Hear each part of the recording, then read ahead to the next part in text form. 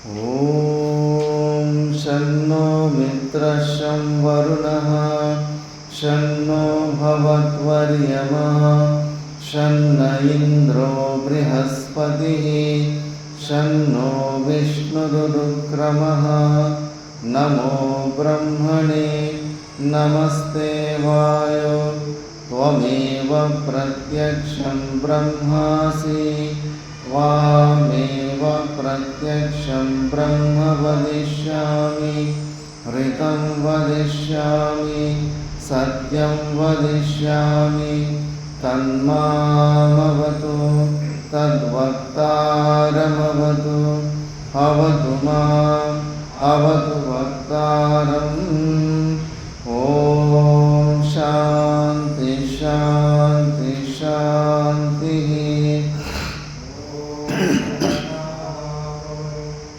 सहनौ भुनक्तु सह वीर्यं करवावहै तेजस्विनावधीतमस्तु मा विद्विषावहै। ॐ शान्ति शान्ति शान्तिः। यश्छन्दसां वृषभो विश्वरूपः छन्दोऽव्योऽध्यमृतात् सम्बभूव समेन्द्रो मेधया स्पृणोतु अमृतस्य देवधारणो भूयासं शरीरं मे विचर्षणं जिह्वा मे मधुमत्तमा कर्णाभ्यां भूरिविश्रुवं ब्रह्मणः कोशोऽसि मेधया पीतः श्रुतं मे गोपाय। ॐ शान्ति शान्ति शान्तिः। वृक्षस्य रेरिव कीर्तिपृष्ठं गिरेरिव ऊर्ध्वपवित्रो वाजिनीव स्वमृतमस्मि द्रविणपुंसवर्चसं सुमेधा अमृतोक्षितः इति त्रिशङ्कोर्वेदानुवचनम्। ॐ शान्ति शान्ति शान्तिः।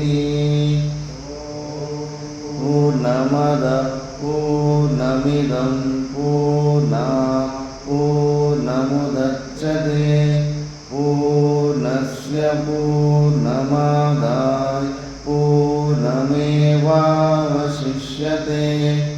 ॐ शान्ति शान्ति शान्तिः।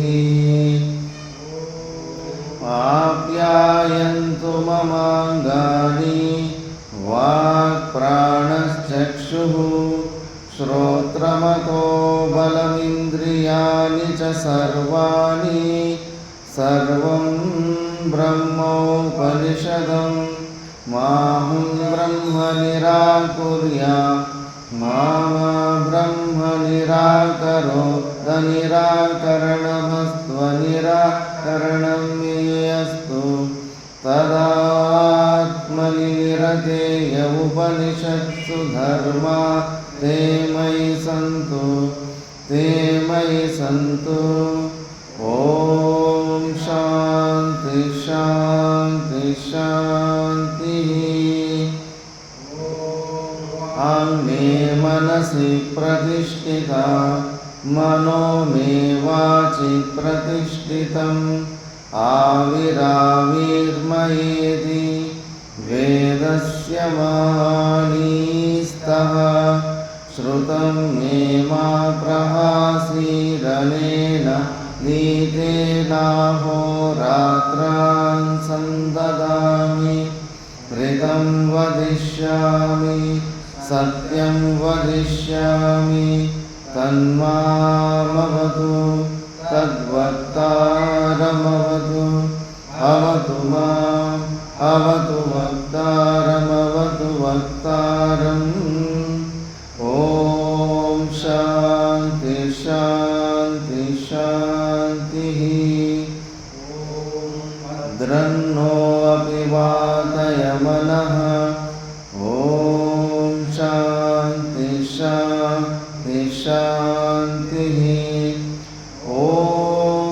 भद्रं कर्णेभिः शृणुयाम देवाः भद्रं पश्येमाक्षभिर्यजत्राः स्थिरैरङ्गैस्तुष्टुवागुंसस्तनूभिः व्यशेम देवहितैर्यदायुः स्वस्ति न इन्द्रो वृद्धश्रवाः स्वस्ति न पूषा विश्ववेदाः स्वस्ति नस्तार्क्ष्यो वरिष्ठनेमिः स्वस्ति नो बृहस्पतिर्ददातु ॐ शान्ति शान्ति शान्तिः यो ब्रह्माणं विदधाति पूर्वं यो वै वेदांश्च प्रहिणोति तस्मै तमह देवमात्मबुद्धिप्रकाशं मुमुक्षुर्वै शरणमहं प्रपद्ये ॐ शान्ति शान्ति शान्तिः ॐ नमो ब्रह्मादिभ्यो ब्रह्मविद्या सम्प्रदायकर्तृभ्यो वंशर्षिभ्यो महद्भ्यो नमो गुरुभ्यः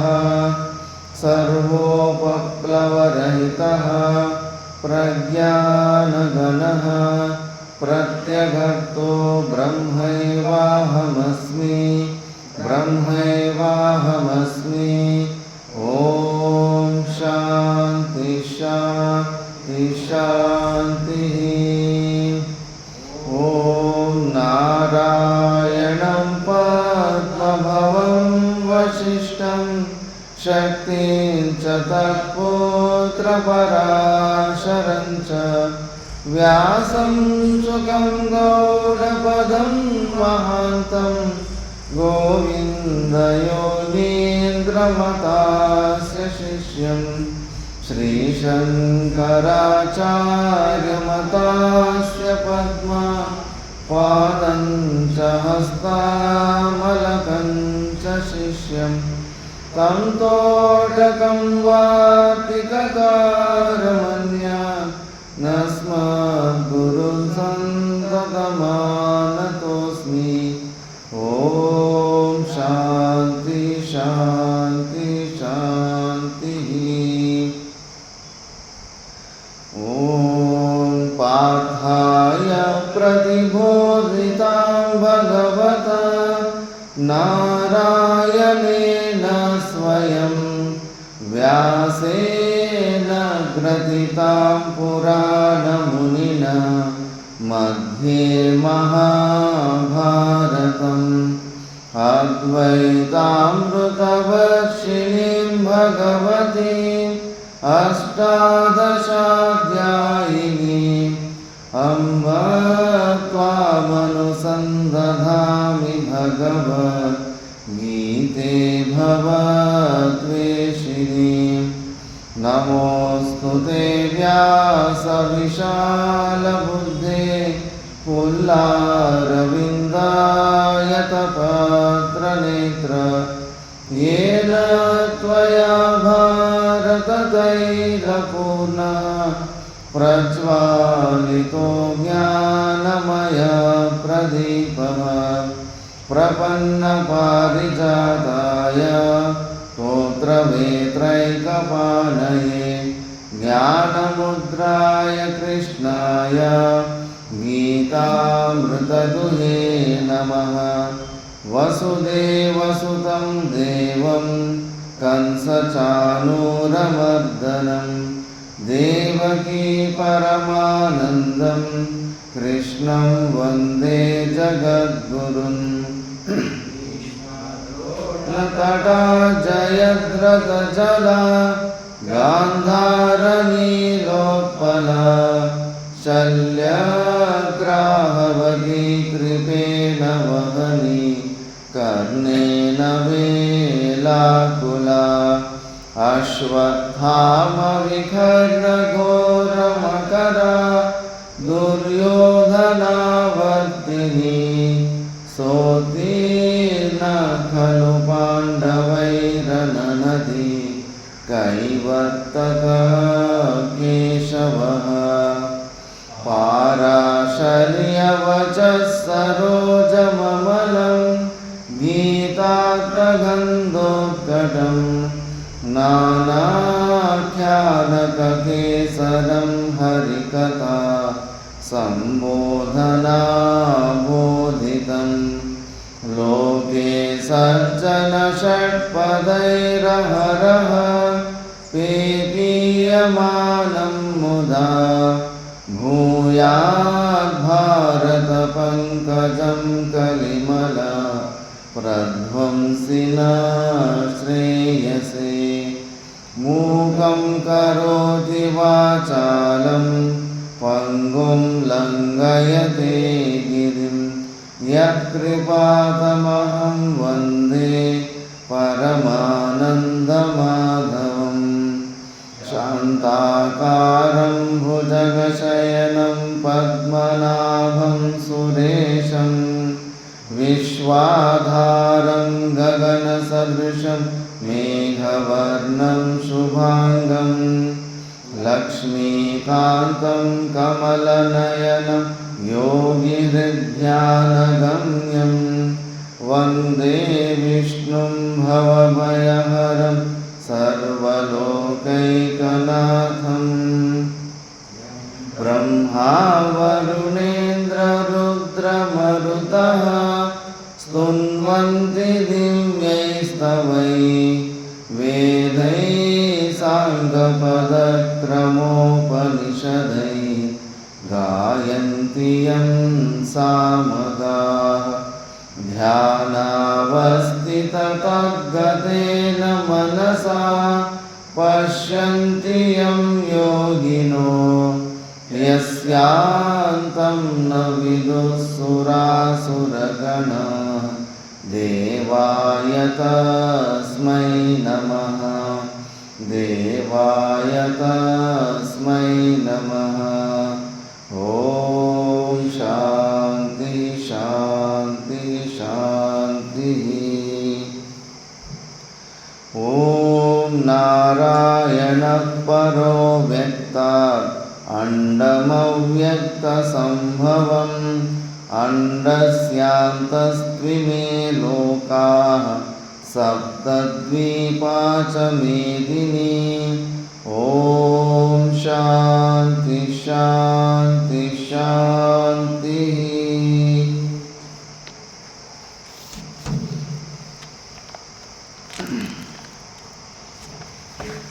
ನಾವು ಭಗವದ್ಗೀತೆಯ 2ನೇ ಅಧ್ಯಾಯ ಸಾಂಖ್ಯಯೋಗದ ಬಗ್ಗೆ ವಿಚಾರ ಮಾಡ್ತಿದ್ವಿ.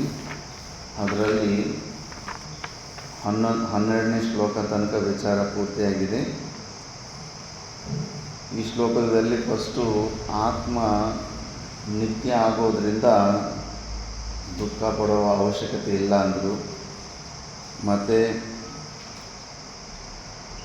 ನಾವು ಈ ಶರೀರನ ನಾವು ಅನ್ನೋ ಭಾವನೆಯಿಂದ ಅಂದ್ಕೊಂಡು ಶರೀರ ವಿಯೋಗದಲ್ಲಿ ನಾವು ಸಿಕ್ಕಾಪಟ್ಟೆ ಮೋಹ ಇಟ್ಟುಕೊಂಡು ನಮಗೆ ದುಃಖ ಬರ್ತಾ ಇರುತ್ತೆ. ಆದ್ದರಿಂದ ಯಾವುದೇ ಒಂದು ವ್ಯಕ್ತಿಯ ನಿಜವಾದ ಸ್ವರೂಪ, ನಿಜವಾದ ಐಡೆಂಟಿಟಿ, ನಿಜವಾದ ಅಡ್ರೆಸ್ ಏನಂದ್ರೆ ಸಚ್ಚಿದಾನಂದ ಸ್ವರೂಪನೇ. ಅದನ್ನು ದೃಷ್ಟಿಯಲ್ಲಿಟ್ಕೊಂಡು ಪರಮಾತ್ಮ ಅದಕ್ಕೆ ಇಮೇ ಜನಾಧಿಪಾಹ, ನೀನು ನಾನು ಎಲ್ಲರೂ ನಾವು ಮುಂಚೆನೂ ಇದ್ವಿ, ಈಗಲೂ ಇದ್ದೀವಿ, ಮುಂದೇನೂ ಇರ್ತೀವಿ, ನಾವೆಲ್ಲ ಕಾಲದಲ್ಲೂ ಇದ್ವಿ ಅಂತ ಹೇಳ್ತಾರೆ. ಇದರಲ್ಲೇ ಅರ್ಥ ಮಾಡ್ಕೊಂಡ್ಬಿಡ್ಬೇಕು. ಆ ಥರ ಇರೋದು ಒಂದೇ ವಸ್ತು, ನಿತ್ಯ ವಸ್ತು ಇರೋದು ಒಂದೇ ವಸ್ತು. ಆ ಒಂದು ವಸ್ತುನೇ ನಾವೆಲ್ಲರೂ ಅದೇ ಆಗಿದ್ದೀವಿ ಅಂತ ಸಾಕ್ಷಾತ್ ಪರಮಾತ್ಮನೇ ಅಲ್ಲಿ ಹೇಳ್ತಾ ಇದ್ದಾನೆ. ಯಾವ ಥರ ಅಂದರೆ ನಾವು ಸ್ವಪ್ನ ನೋಡ್ತಾ ಇದ್ದೀವಿ, ಸ್ವಪ್ನದಲ್ಲಿ ನಮ್ಮದೇ ಆದಂಥ ಒಂದು ಶರೀರ ಬಂದಿದೆ.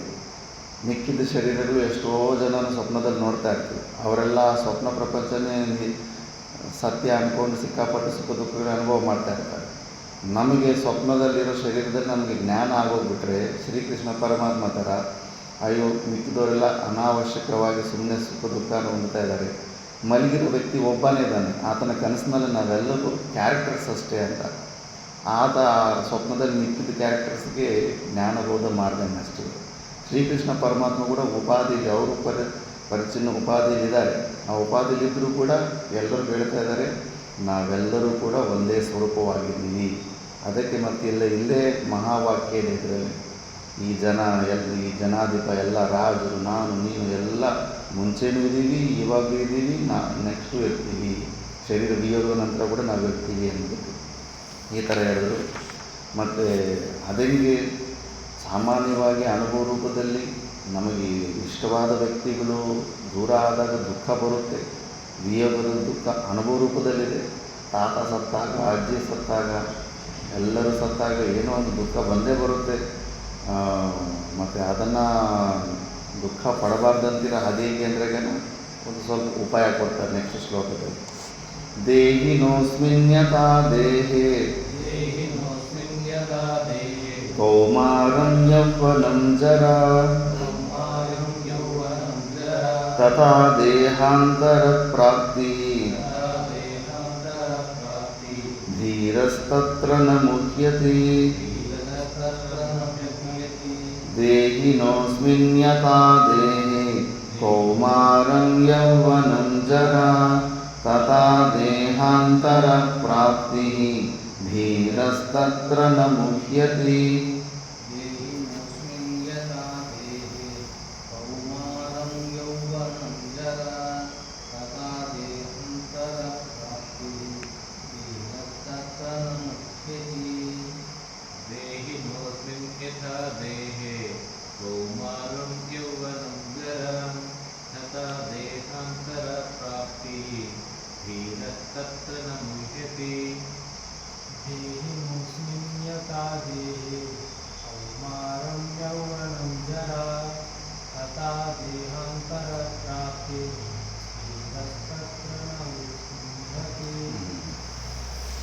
ಚದುರಲ್ವಾ?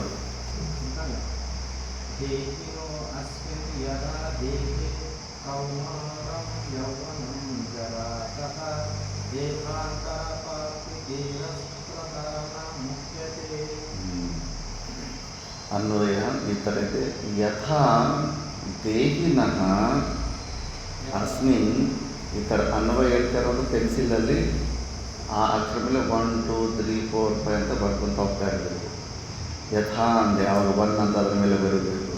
ದೇಹಿನಃ ಅಂತ 2 ಅಂತ ಬರೀಬೇಕು. ಅಸ್ಮಿನ್ ಅಂತ 3. ಯಥಾ ದೇಹಿನಃ ಅಸ್ಮಿನ್ ದೇಹೇ ಕೌಮಾರಂ ಯೌವನಂ ಜರಾ ತಥಾ ದೇಹಾಂತರ ಪ್ರಾಪ್ತಿ ತತ್ರ ಧೀರಃ ನ ಮುಹ್ಯತಿ. ಇನ್ನೊಂದ್ಸತಿ ಹೇಳ್ತೀನಿ. ಯಥಾ ದೇಹಿನಃ ಅಸ್ಮಿನ್ ದೇಹೇ ಕೌಮಾರಂ ಯೌವನಂ ಜರಾ ತಥಾ ದೇಹಾಂತರ ಪ್ರಾಪ್ತಿ ತತ್ರ ಧೀರಃ ನ ಮುಹ್ಯತಿ. ಈ ಥರ ಅನ್ವಯ ಮಾಡಿಕೊಂಡ್ರೆ ಕರೆಕ್ಟಾಗಿ ನಮಗೆ ಕನ್ನಡದಲ್ಲಾಗಲಿ ನಮ್ಮ ಭಾಷೆಯಲ್ಲಿ ಅದು ಅರ್ಥ ಬರುತ್ತೆ. ಇಲ್ಲಾಂದರೆ ಡೈರೆಕ್ಟ್ ಅರ್ಥ ಸಿಗಲ್ಲ ಅದರಲ್ಲಿ.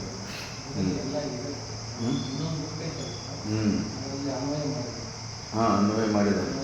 ಅದು ಅವ್ರದ್ದಾಯಿತು. ಅವ್ರು ಮಾಡಿದ್ರೆ ಹಾಂ, ಮಾರ್ಗ ಮಾಡಿಕೊಂಡು ಪಾಠ ಕೇಳುವಾಗ ಅದು ಮುಂಚೆ ಮಾಡ್ಕೊಂಡು ಬಂದಿದ್ರೆ ಈಸಿ ಆಗುತ್ತೆ. ಮುಂಚೆ ಪೆನ್ಸಿಲಲ್ಲಿ ಹಿಂಗೆ ಬರ್ಕೊಂಡು ಬಂದಿದ್ದರೆ ಇಲ್ಲ ಅದೇ ಪುಸ್ತಕನ ಮುಂದ್ಗಡೆ ಇಟ್ಕೊಂಡ್ರೆ ಅರ್ಥ ಆಗುತ್ತೆ. ಅವ್ರು ಮಾಡಿದರೆ ಒಂದು ಬರೆದಿರೋಲ್ಲಿ ಜ್ಞಾನ ಇರುತ್ತೆ, ನಮಗೆಲ್ಲ ಬರುತ್ತೆ. ಹಸ್ತಕಸ್ತ ಚ ಯಾ ವಿದ್ಯಾ ಪರಹಸ್ತೆ ಚ ಯದ್ದನಂ ಕಾರ್ಯಕಾಲೇ ಸಮುದ್ರಪುಣ್ಯ ನಸತದ್ದನಂ ನಸದತ್ತ ವಿದ್ಯೆ ಅಂದ್ಬಿಟ್ಟು. ಪುಸ್ತಕಸ್ಥೆ ಯಾವ ವಿದ್ಯೆ ಅಂದರೆ ಪುಸ್ತಕದಲ್ಲಿ ಯಾವುದು ವಿದ್ಯೆ ಇರುತ್ತೋ ಅದು ಪುಸ್ತಕದ್ದೇ ವಿದ್ಯೆ ಅದು.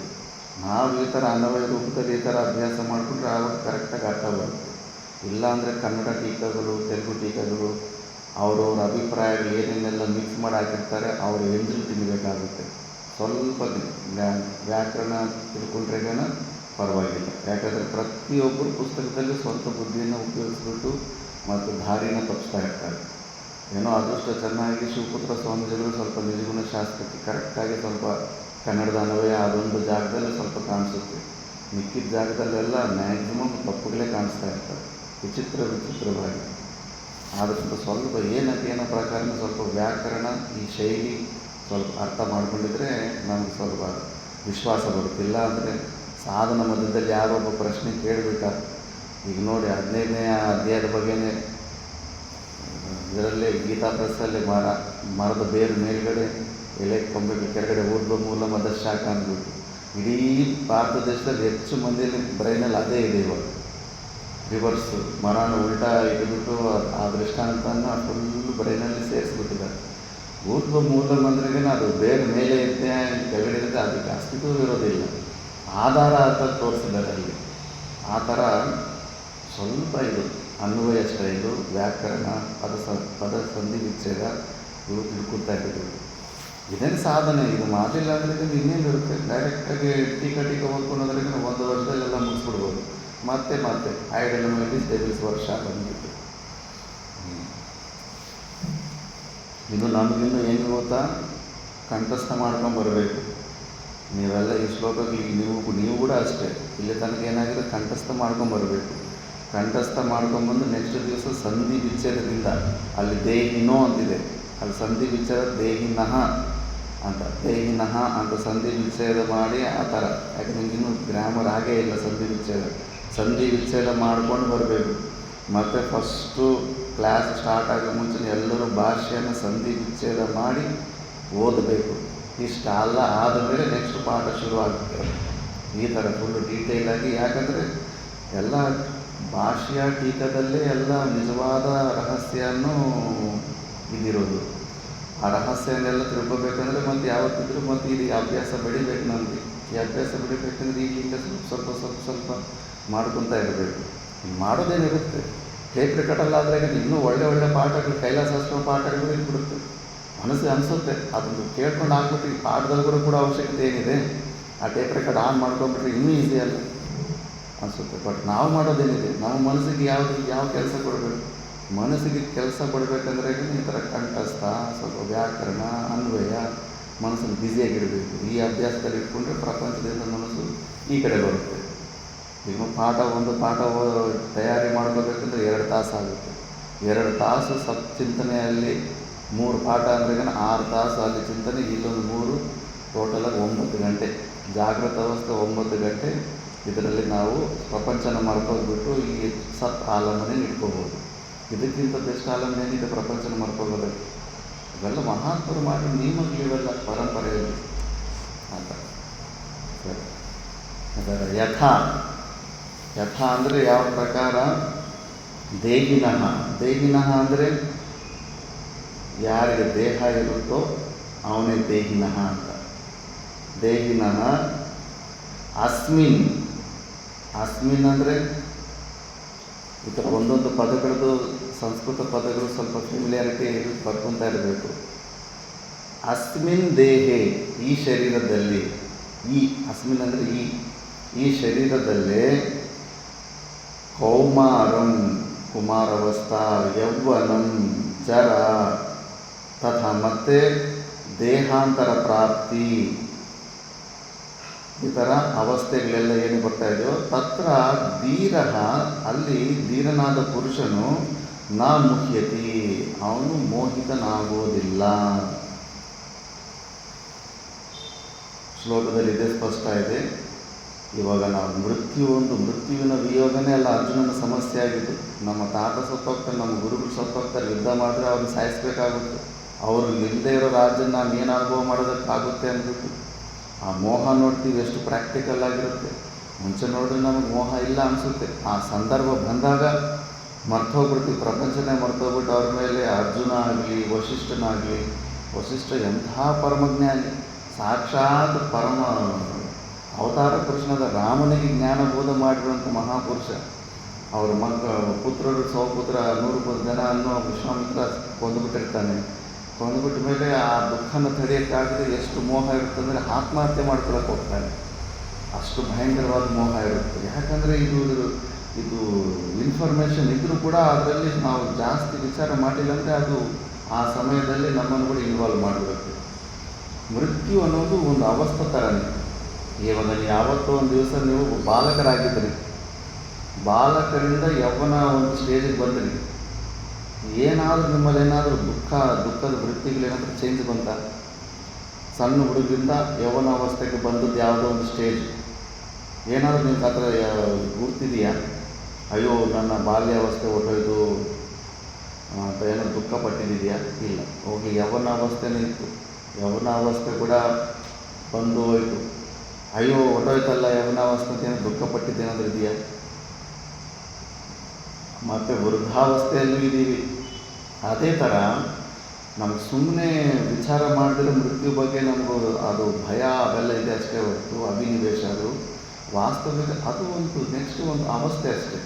ಯಾವ ಥರ ನಮ್ಮಲ್ಲಿ ಬಾಲ್ಯಾವಸ್ಥೆ ಬಂತು ಹೋಯಿತು, ಯೌವನಾವಸ್ಥೆ ಬಂತು ಹೋಯಿತು, ವೃದ್ಧಾವಸ್ಥೆ ಕೂಡ ಬಂದಿದೆ ಹೋಗುತ್ತೆ.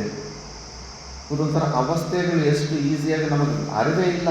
ಏನು ಆ ಥರ ಇಂಥ ಅದೊಂದು ದಿವಸ ನಾನು ಇವತ್ತಿಂದ ಬಾಲ್ಯಾವಸ್ಥೆಯಿಂದ ಇವತ್ತಿಗೆ ಯೌವನಾವಸ್ಥೆಗೆ ಬಂದುಬಿಟ್ಟಿದ್ದೀನಿ ಅನ್ನೋದು ಏನು ಆ ಡೇಟು ನೆನಪಲ್ಲಿ ಏನಿಲ್ಲ. ಜಸ್ಟ್ ಅಷ್ಟೇ ನಾವು ಏನಿದ್ದೀವೋ ಅದೇ ಇದ್ದೀವಿ. ಆ ಅವಸ್ಥೆಗಳು ಬರ್ತಾ ಇದೆ ಹೋಗ್ತಾ ಇದೆ, ಅದ್ರ ಬಗ್ಗೆ ಎಷ್ಟು ತಲೆನೇ ಕೆಡಿಸ್ಕೊಂಡೇ ಇಲ್ಲ ನಾವು. ಅಯ್ಯೋ ಆ ಅವಸ್ಥೆ ಹೊಟ್ಟಾಯ್ತಲ್ಲ ಅಂತ ಕೂತ್ಕೊಂಡು ಅಳ್ಳಿಲ್ಲ, ಆ ದುಃಖ ನಮಗೆ ಬಂದಿಲ್ಲ. ಅದೇ ಥರ ಈ ಮೃತ್ಯುನೂ ಕೂಡ ಅದೇ ಥರದ್ದೊಂದು ಅವಸ್ಥೆ ತಿಳ್ಕೊಳ್ರಿ. ಅದೇನು ಇವಾಗ ಅನಿಸ್ತಾ ಇರ್ತೀವಿ, ಅದರ ಬಗ್ಗೆ ಯೋಚನೆ ಮಾಡಿದ್ರೆ ನಾವು ಭಯಂಕರ ಅನಿಸ್ತಾ ಇರ್ತೀವಿ. ಯಾಕಂದರೆ ಸುತ್ತಮುತ್ತ ಅಹಮ್ಮ ಭಾವಗಳಿದ್ದಾವೆ, ಅವರೆಲ್ಲರ ಜೊತೆ ನಮ್ಮ ಕನೆಕ್ಷನ್ನೇ ಕಟ್ಟಾಗಿಬಿಡುತ್ತೆ ಮತ್ತು ಅನ್ನೋ ಒಂದು ಭೀತಿಯಿಂದ ನಾವು ಅದರ ಬಗ್ಗೆ ಹೆಚ್ಚು ಮಹತ್ವ ಬುದ್ಧಿ ಕೊಡ್ತೀವಿ. ಇಲ್ಲಾಂದರೆ ವಾಸ್ತವವಾಗಿ ನಾವು ಗಮನನೇ ಆ ಕಡೆ ಕೊಡಲಿಲ್ಲ ಅಂದರೆ ಅದು ಕೂಡ ಒಂಥರ ಈ ಥರನೇ ಯೌವನಾವಸ್ಥೆ ಬಾಲ್ಯಾವಸ್ಥೆ ಬಂದು ಹೋದಂಗೆ ಅದು ಕೂಡ ಬಂದು ಹೋಗ್ಬಿಡ್ತಾ ಇರುತ್ತೆ ಅಷ್ಟೇ. ಕೇವಲ ಜೀವಭಾವದಲ್ಲಿದ್ದರೂ ಕೂಡ ಆ ವೃದ್ಧಾವಸ್ಥೆ ಬಗ್ಗೆ ನಾವು ಚಿಂತೆ ಮಾಡಬೇಕಾದ ಅವಶ್ಯಕತೆ ಇಲ್ಲ. ಅದನ್ನೇ ಈ ಶ್ಲೋಕದಲ್ಲಿ ಹೇಳಿದ್ದಾರೆ. ಅದನ್ನು ಟೀಕಾದಲ್ಲಿ ಸ್ವಲ್ಪ ನೋಡೋಣ. ದೇಹಿನಃ ಇತಿ ದೇಹಃ ಅಸ್ಯ ಅಸ್ತಿ ಇತಿ ದೇಹಿ ತಸ್ಯ ದೇಹಿನಃ ದೇಹವತ್ ಆತ್ಮನಃ ಅಸ್ಮಿನ್ ವರ್ತಮಾನೆ ದೇಹೆ ಯಥಾ ಏನ ಪ್ರಕಾರೇಣ ಕೌಮಾರಂ ಕುಮಾರಭಾವಃ ಬಾಲ್ಯಾವಸ್ಥಾ ಯೌವನಂ ಯೂನಃ ಭಾವಃ ಮಧ್ಯಮಾವಸ್ಥಾಃ ಜರಾ ವಯೋಹಾನಿರ್ ಜೀರ್ಣಾವಸ್ಥಾ ಇತಿ ಏತಾಃ ತಿಸ್ರಃ ಅವಸ್ಥಾಃ ಅನ್ಯೋನ್ಯವಿಲಕ್ಷಣಾಃ ತಾಸಾಂ ಪ್ರಥಮಾವಸ್ಥಾನಾಶೇ ನಾಶಃ ದ್ವಿತೀಯಾವಸ್ಥಾ ಉಪಜನನೆ ನ ಉಪಜನನಂ ಆತ್ಮನಃ ಕಿಂ ತರ್ಹಿ ಅವಿಕ್ರಿಯಸ್ಯ ಏವ ದ್ವಿತೀಯ ತೃತೀಯ ಅವಸ್ಥಾ ಪ್ರಾಪ್ತಿಃ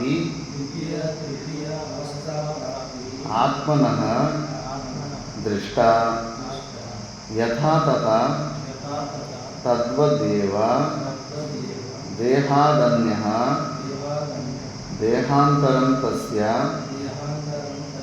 ಪ್ರಾಪ್ತಿಃ ದೇಹಾಂತರ ಪ್ರಾಪ್ತಿಃ ಅವಿಕ್ರಿಯಸ್ಯ ಏವ ಆತ್ಮನಃ ಇತ್ಯರ್ಥಃ. ಧೀರಃ ಧೀಮಾನ್ ತತ್ರ ಏವಂ ಸತಿ ನ ಮುಹ್ಯತಿ ನ ಮೋಹಂ ಆಪದ್ಯತೆ.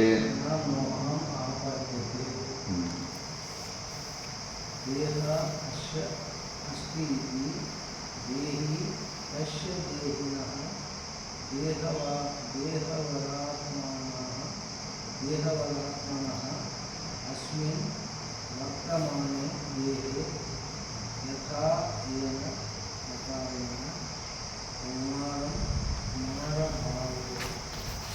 ಕುಮಾರಭಾವೋ ಬಾಲ್ಯಾವಸ್ಥಾ ಯೌವನಂ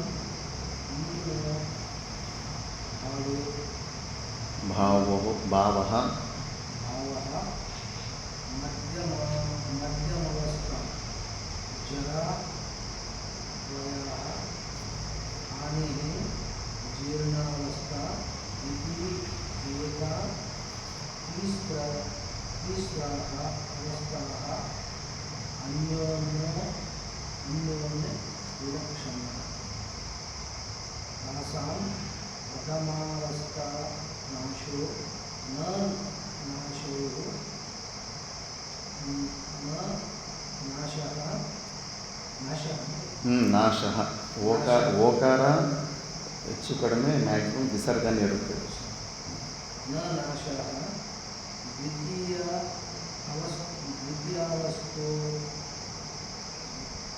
द्वितीयावस्थोपजनने न उपजननम् आत्मानः किं इति अविक्रियाश्च एव द्वितीया अवस्थाप्राप्तिः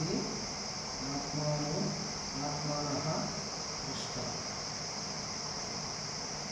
ಯಥಾ ತಥಾ यथा तद्वत् एव देहात्मन्यो देहान्तरं तस्य प्राप्तिः अविक्रियस्य एव आत्मनः इत्यर्थः. धीरः धीमान् धीरः धीमान् तत्र एवं सति न मुह्यति न मोहम् आपद्यते.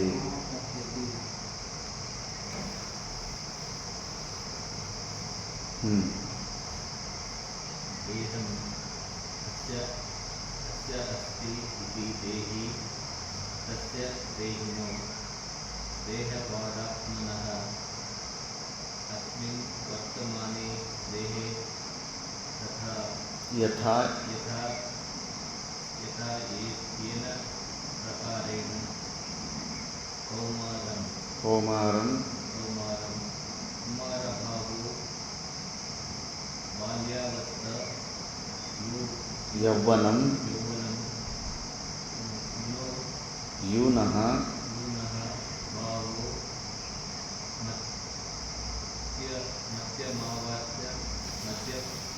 मध्यम अवस्था जरा वायु आदि वीर्णावस्था इति एताः अवस्था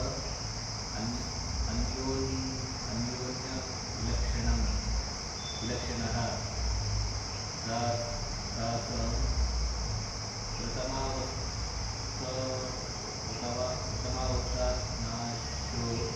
नाशे न नाशो द्वितीयवस्तोपजनने न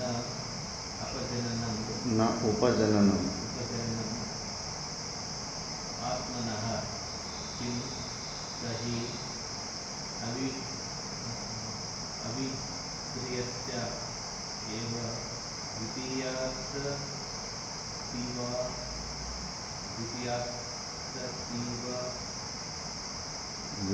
तृतीयावस्था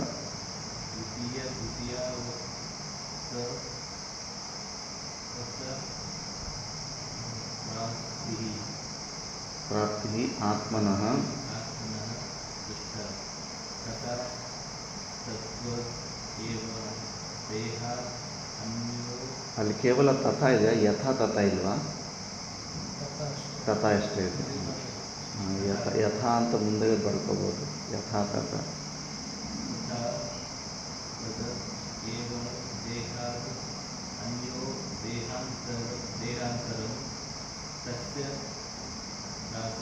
प्राप्तिः देहान्तरस्य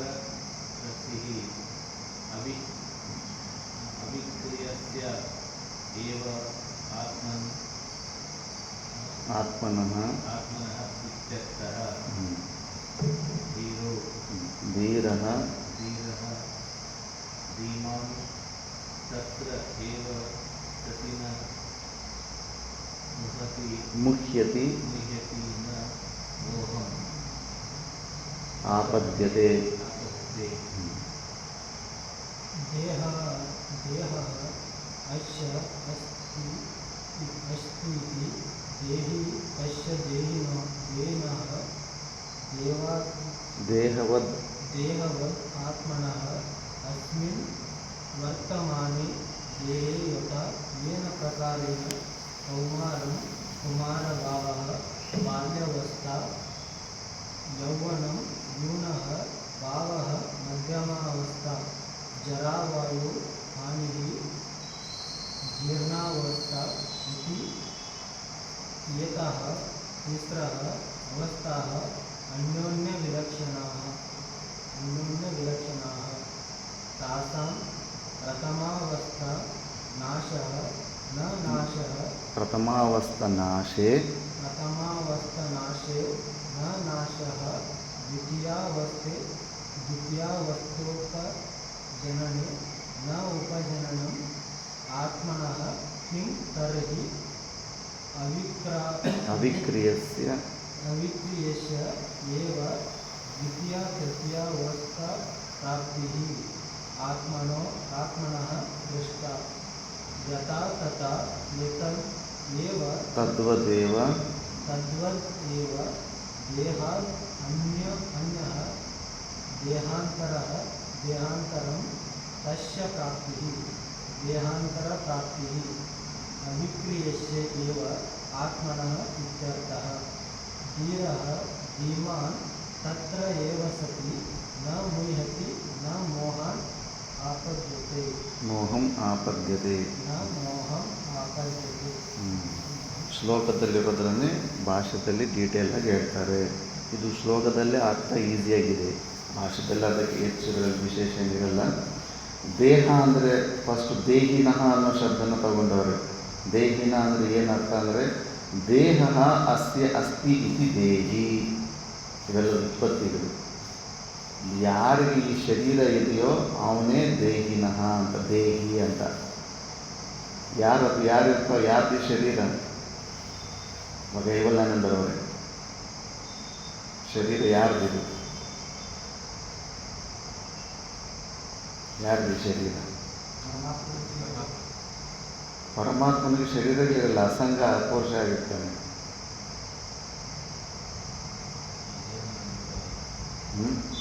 ಮತ್ತು ಇನ್ಯಾರ್ದು? ಇಲ್ಲಿ ದೇಹಿನಃ ಅಂತಾನೆ.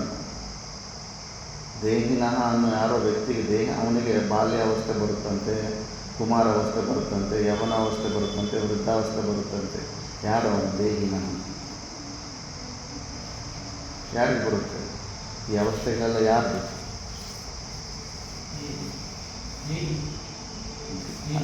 ಅದೇ ಆ ದೇಹಿ ಯಾರು? ಜೀವನಿಗೆ ಜೀವನ ಬಗ್ಗೆ ಮಾತಾಡ್ತಾರೆ. ಪರಮಾತ್ಮನಿಗೆ ಈ ಅವಸ್ಥೆಗಳು, ಪರಮಾತ್ಮನಿಗೆ ಬಾಲ್ಯಾವಸ್ಥೆ, ಕುಮಾರಾವಸ್ಥೆ, ವೃದ್ಧಾವಸ್ಥೆ ಇವೆಲ್ಲ ಏನು ಬರೋದಿಲ್ಲ. ಹಾಂ, అదే మనం అంటే ఎవరు? జీవుడని నేను అనుకుంటున్నాను కదా, ఆ జీవి. ದೇಹಿನಃ ಅಂದರೆ ಆ ಜೀವ ಮತ್ತು ದೇಹ ಅಸ್ಯ ಅಸ್ತಿ ಇತಿ ದೇಹಿ ಅಂತ. ಅವನಿಗೆ ಆ ಹೆಸರು ದೇಹಿ ಅಂತ ಯಾಕೆ ಹೆಸರು ಬಂತು ಅಂದರೆ ಈ ಶರೀರ ಅವನದಾಗಿರೋದ್ರಿಂದ, ಈ ದೇಹ ಅವನದಾಗಿರೋದ್ರಿಂದ ದೇಹವನ್ನು ಯಾವ ಇಟ್ಕೊಂಡಿರ್ತಾನೋ ಅವನೇ ದೇಹಿನಃ ಅಂತ. ಅಂದರೆ ಈ ಜೀವ ದೇಹಿನಃ. ದೇಹವದ್ ಆತ್ಮನಃ, ಶರೀರ ಥರನೇ ಆತ್ಮನಃ ಅಸ್ಮಿನ್ ವರ್ತಮಾನೆ ದೇಹೇ ಯಥಾ ಏನ ಪ್ರಕಾರೇಣ. ಅವನು ಶರೀರದಲ್ಲಿ ಆ ಜೀವಭಾವದಲ್ಲೇ ಆತ್ಮ ಸ್ವರೂಪ ಥರನೇ, ಸಚ್ಚಿದಾನಂದ ಸ್ವರೂಪ ಥರನೇ ಆ ಜೀವ ಕೂಡ ಸಚ್ಚಿದಾನಂದ ಸ್ವರೂಪ ಹೆಂಗೆ ನಿತ್ಯ ಸಾಕ್ಷಿ ಥರ ಇರ್ತಾನೆ, ಆ ಜೀವ ಕೂಡ ಒಳಗಡೆ ಏನು ಚೇಂಜ್ ಆಗ್ತಾ ಇಲ್ಲ. ಅವನು ಕ್ರಮವಾಗಿ ಕುಮಾರ ಭಾವ ಮತ್ತು ಬಾಲ್ಯಾವಸ್ಥೆ ಅಂದರೆ ಯಾರು ನಂತಾರೆ? ಬಾಲಕ ಅಂತ ಯಾರು ನಂತಾರೆ? ಕುಮಾರ ಅಂತ ಯಾರು ಅಂತಾರೆ? ಕುಮಾರ ಯಾರು, ಬಾಲಕ ಯಾರು?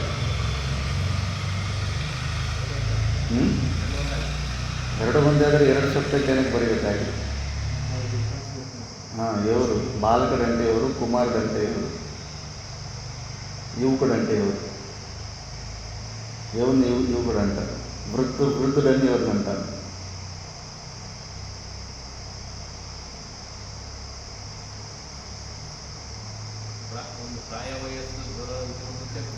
ಮತ್ತು ವಯಸ್ಸಿಗೆ ಹೇಳಿ ಮತ್ತು ಟಾರ್ಗೆಟ್ ಎಷ್ಟರಿಂದ ಎಷ್ಟನೇ ವರ್ಷ ತನಕ ಬಾಲ್ಯ, ಎಷ್ಟರಿಂದ ಎಷ್ಟನೇ ವರ್ಷ ತನಕ ಕುಮಾರಾವಸ್ಥೆ,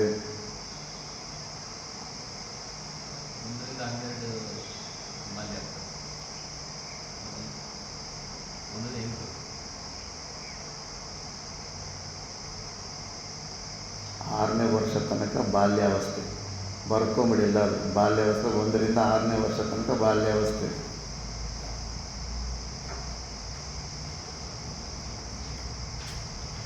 ಮತ್ತು 6 సంవత్సరాల వరకు బాల్యమే.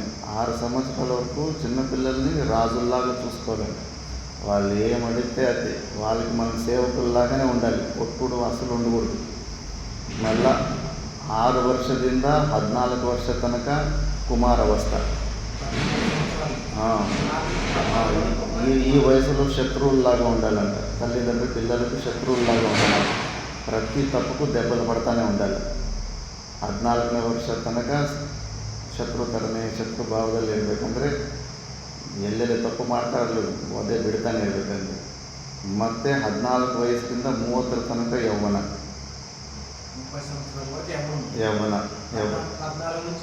30 ತನಕ ಯೌವನ ಅವಸ್ಥೆ.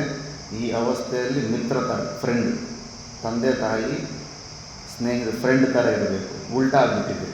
ಕುಮಾರಾವಸ್ಥೆಯಲ್ಲಿ ಫ್ರೆಂಡ್ ಥರ ಇದ್ಬಿಟ್ಟು ಯೌವನಾವಸ್ಥೆ ಅಂದರೆ ಜಗಳ, ತಂದೆಗೂ ಮಗಳಿಗೂ ಯುದ್ಧ, ಶತ್ರುಗಳ ಥರ ಬೆಳೀತಾರೆ. ಇಲ್ಲ, ಈ ವಯಸ್ಸಿನಲ್ಲೇ ಫ್ರೆಂಡ್ ಆಗಿರ್ಬೇಕಂದ್ರೆ ಫ್ರೆಂಡ್ ಹೆಂಗಿರ್ತಾನೋ ಆ ಥರ ಇರಬೇಕು. ಆವಾಗ ಇದು ಶಾಸ್ತ್ರ ಹೇಳಿರೋ ನಿಯಮ. ಈ ನಿಯಮನ ಉಲ್ಲಂಘನೆ ಮಾಡಿ ನಾವು ಏನನ್ನ ಮಾಡೋಕ್ಕೆ ಹೋಗ್ಬಿಟ್ರೆ ಮತ್ತು ರಿಲೇಷನ್ ಕೆಟ್ಟೋಗ್ಬಿಡುತ್ತೆ. ಮತ್ತು 30ರಿಂದ 50 ತನಕ ಅದು ಮಧ್ಯಮ ಅವಸ್ಥೆ ಅಂತಾರೆ, ಮಧ್ಯಮ ಅವಸ್ಥೆ. ಮತ್ತು 50 ಎಲ್ಲ ದಾಟಿದ ಮೇಲೆ ಮತ್ತೆ ವೃದ್ಧಾವಸ್ಥೆ. ಹಾಂ, 4 ಅವಸ್ಥೆ.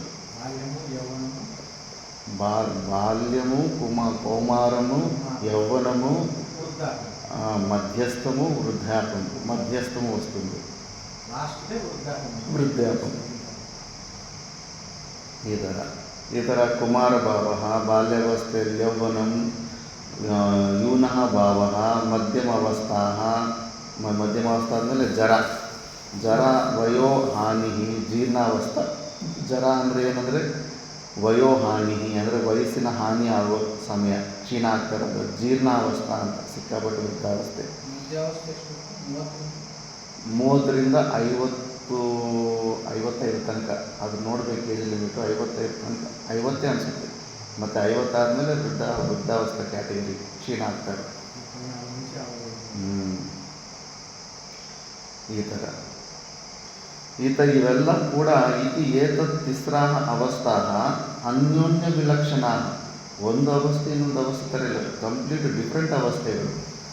ಅಂಥ ಅವಸ್ಥೆಗಳು ಅನ್ಯೋನ್ಯ ಆದರೂ ತಾಸಾಂ ಪ್ರಥಮ ಅವಸ್ಥಾ ನಾಶೆ ನ ನಾಶಃ. ಆ ಪ್ರಥಮ ಬಾಲ್ಯಾವಸ್ಥೆ ನಾಶ ಆದ ತಕ್ಷಣ ನಾವೇನು ನಾಶ ಆಗಲಿಲ್ಲ, ಒಳಗಡೆ ನಾವು ಜೀವ ಇದ್ದೇ ಇದ್ದೀವಿ. ನಮ್ಮಲ್ಲಿ ಬಾಲ್ಯಾವಸ್ಥೆ ಬಂತು, ನಾಶ ಆಗೋಯ್ತು, ನಾವಿದ್ದೇ ಇದ್ದೀವಿ. ಕುಮಾರಾವಸ್ಥೆ ಬಂತು, ನಾಶ ಆಗೋಯ್ತು, ನಾವಿದ್ದೇ ಇದ್ದೀವಿ.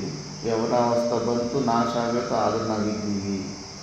ಯಾವ ಥರ ಆ ಥರ ಇದೀವೋ ಕಿಂತರ್ಹಿ ಅದರಿಂದ ಅವಿಕ್ರಿಯಸ್ಯ ನಾ ನಾಶಃ ದ್ವಿತೀಯಾವಸ್ಥಾ ಉಪಜನನೆ ನ ಉಪಜನನಂ ಆತ್ಮನಃ.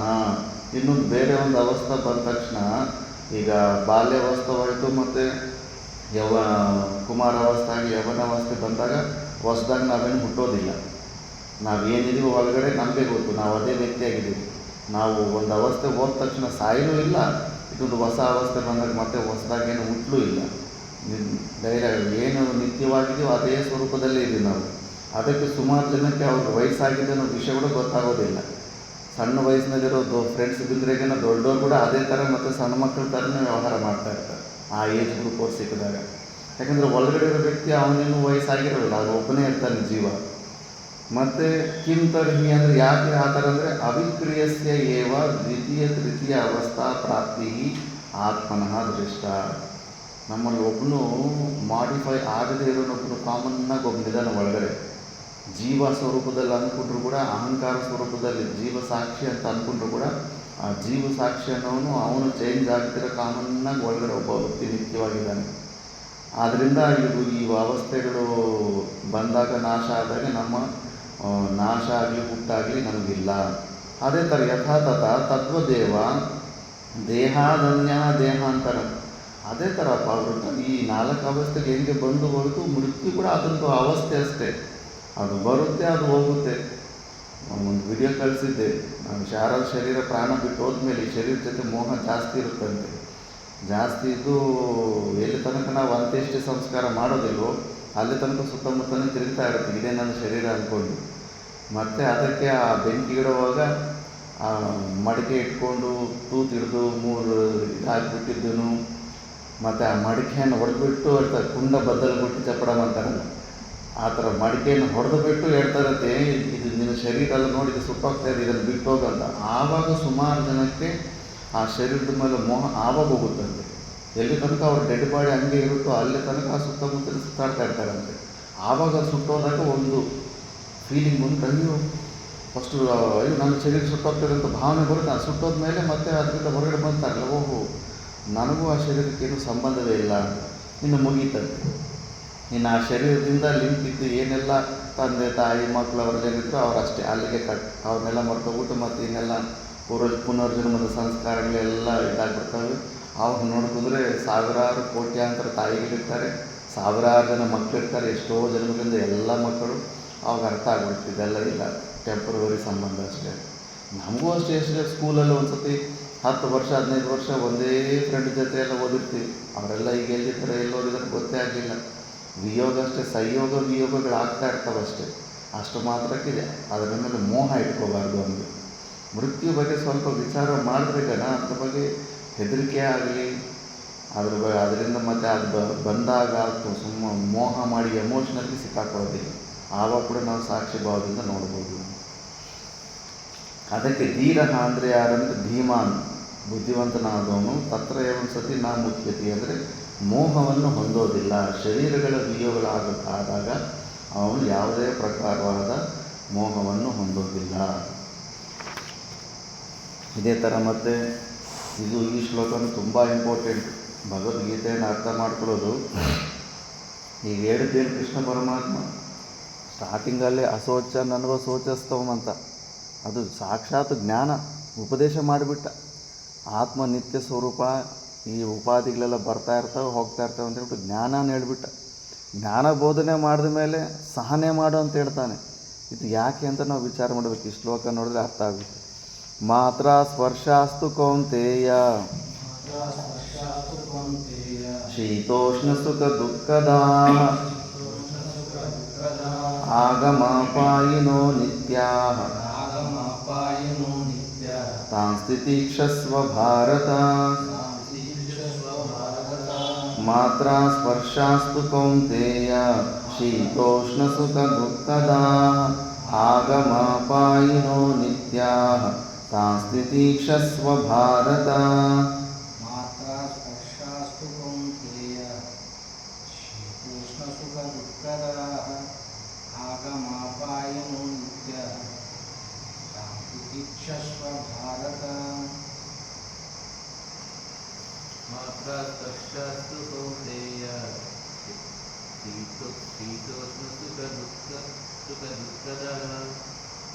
ಸುಖ ದುಃಖದಃ ಆಗಮಾಪಾಯಿನೋ ನಿತ್ಯಃ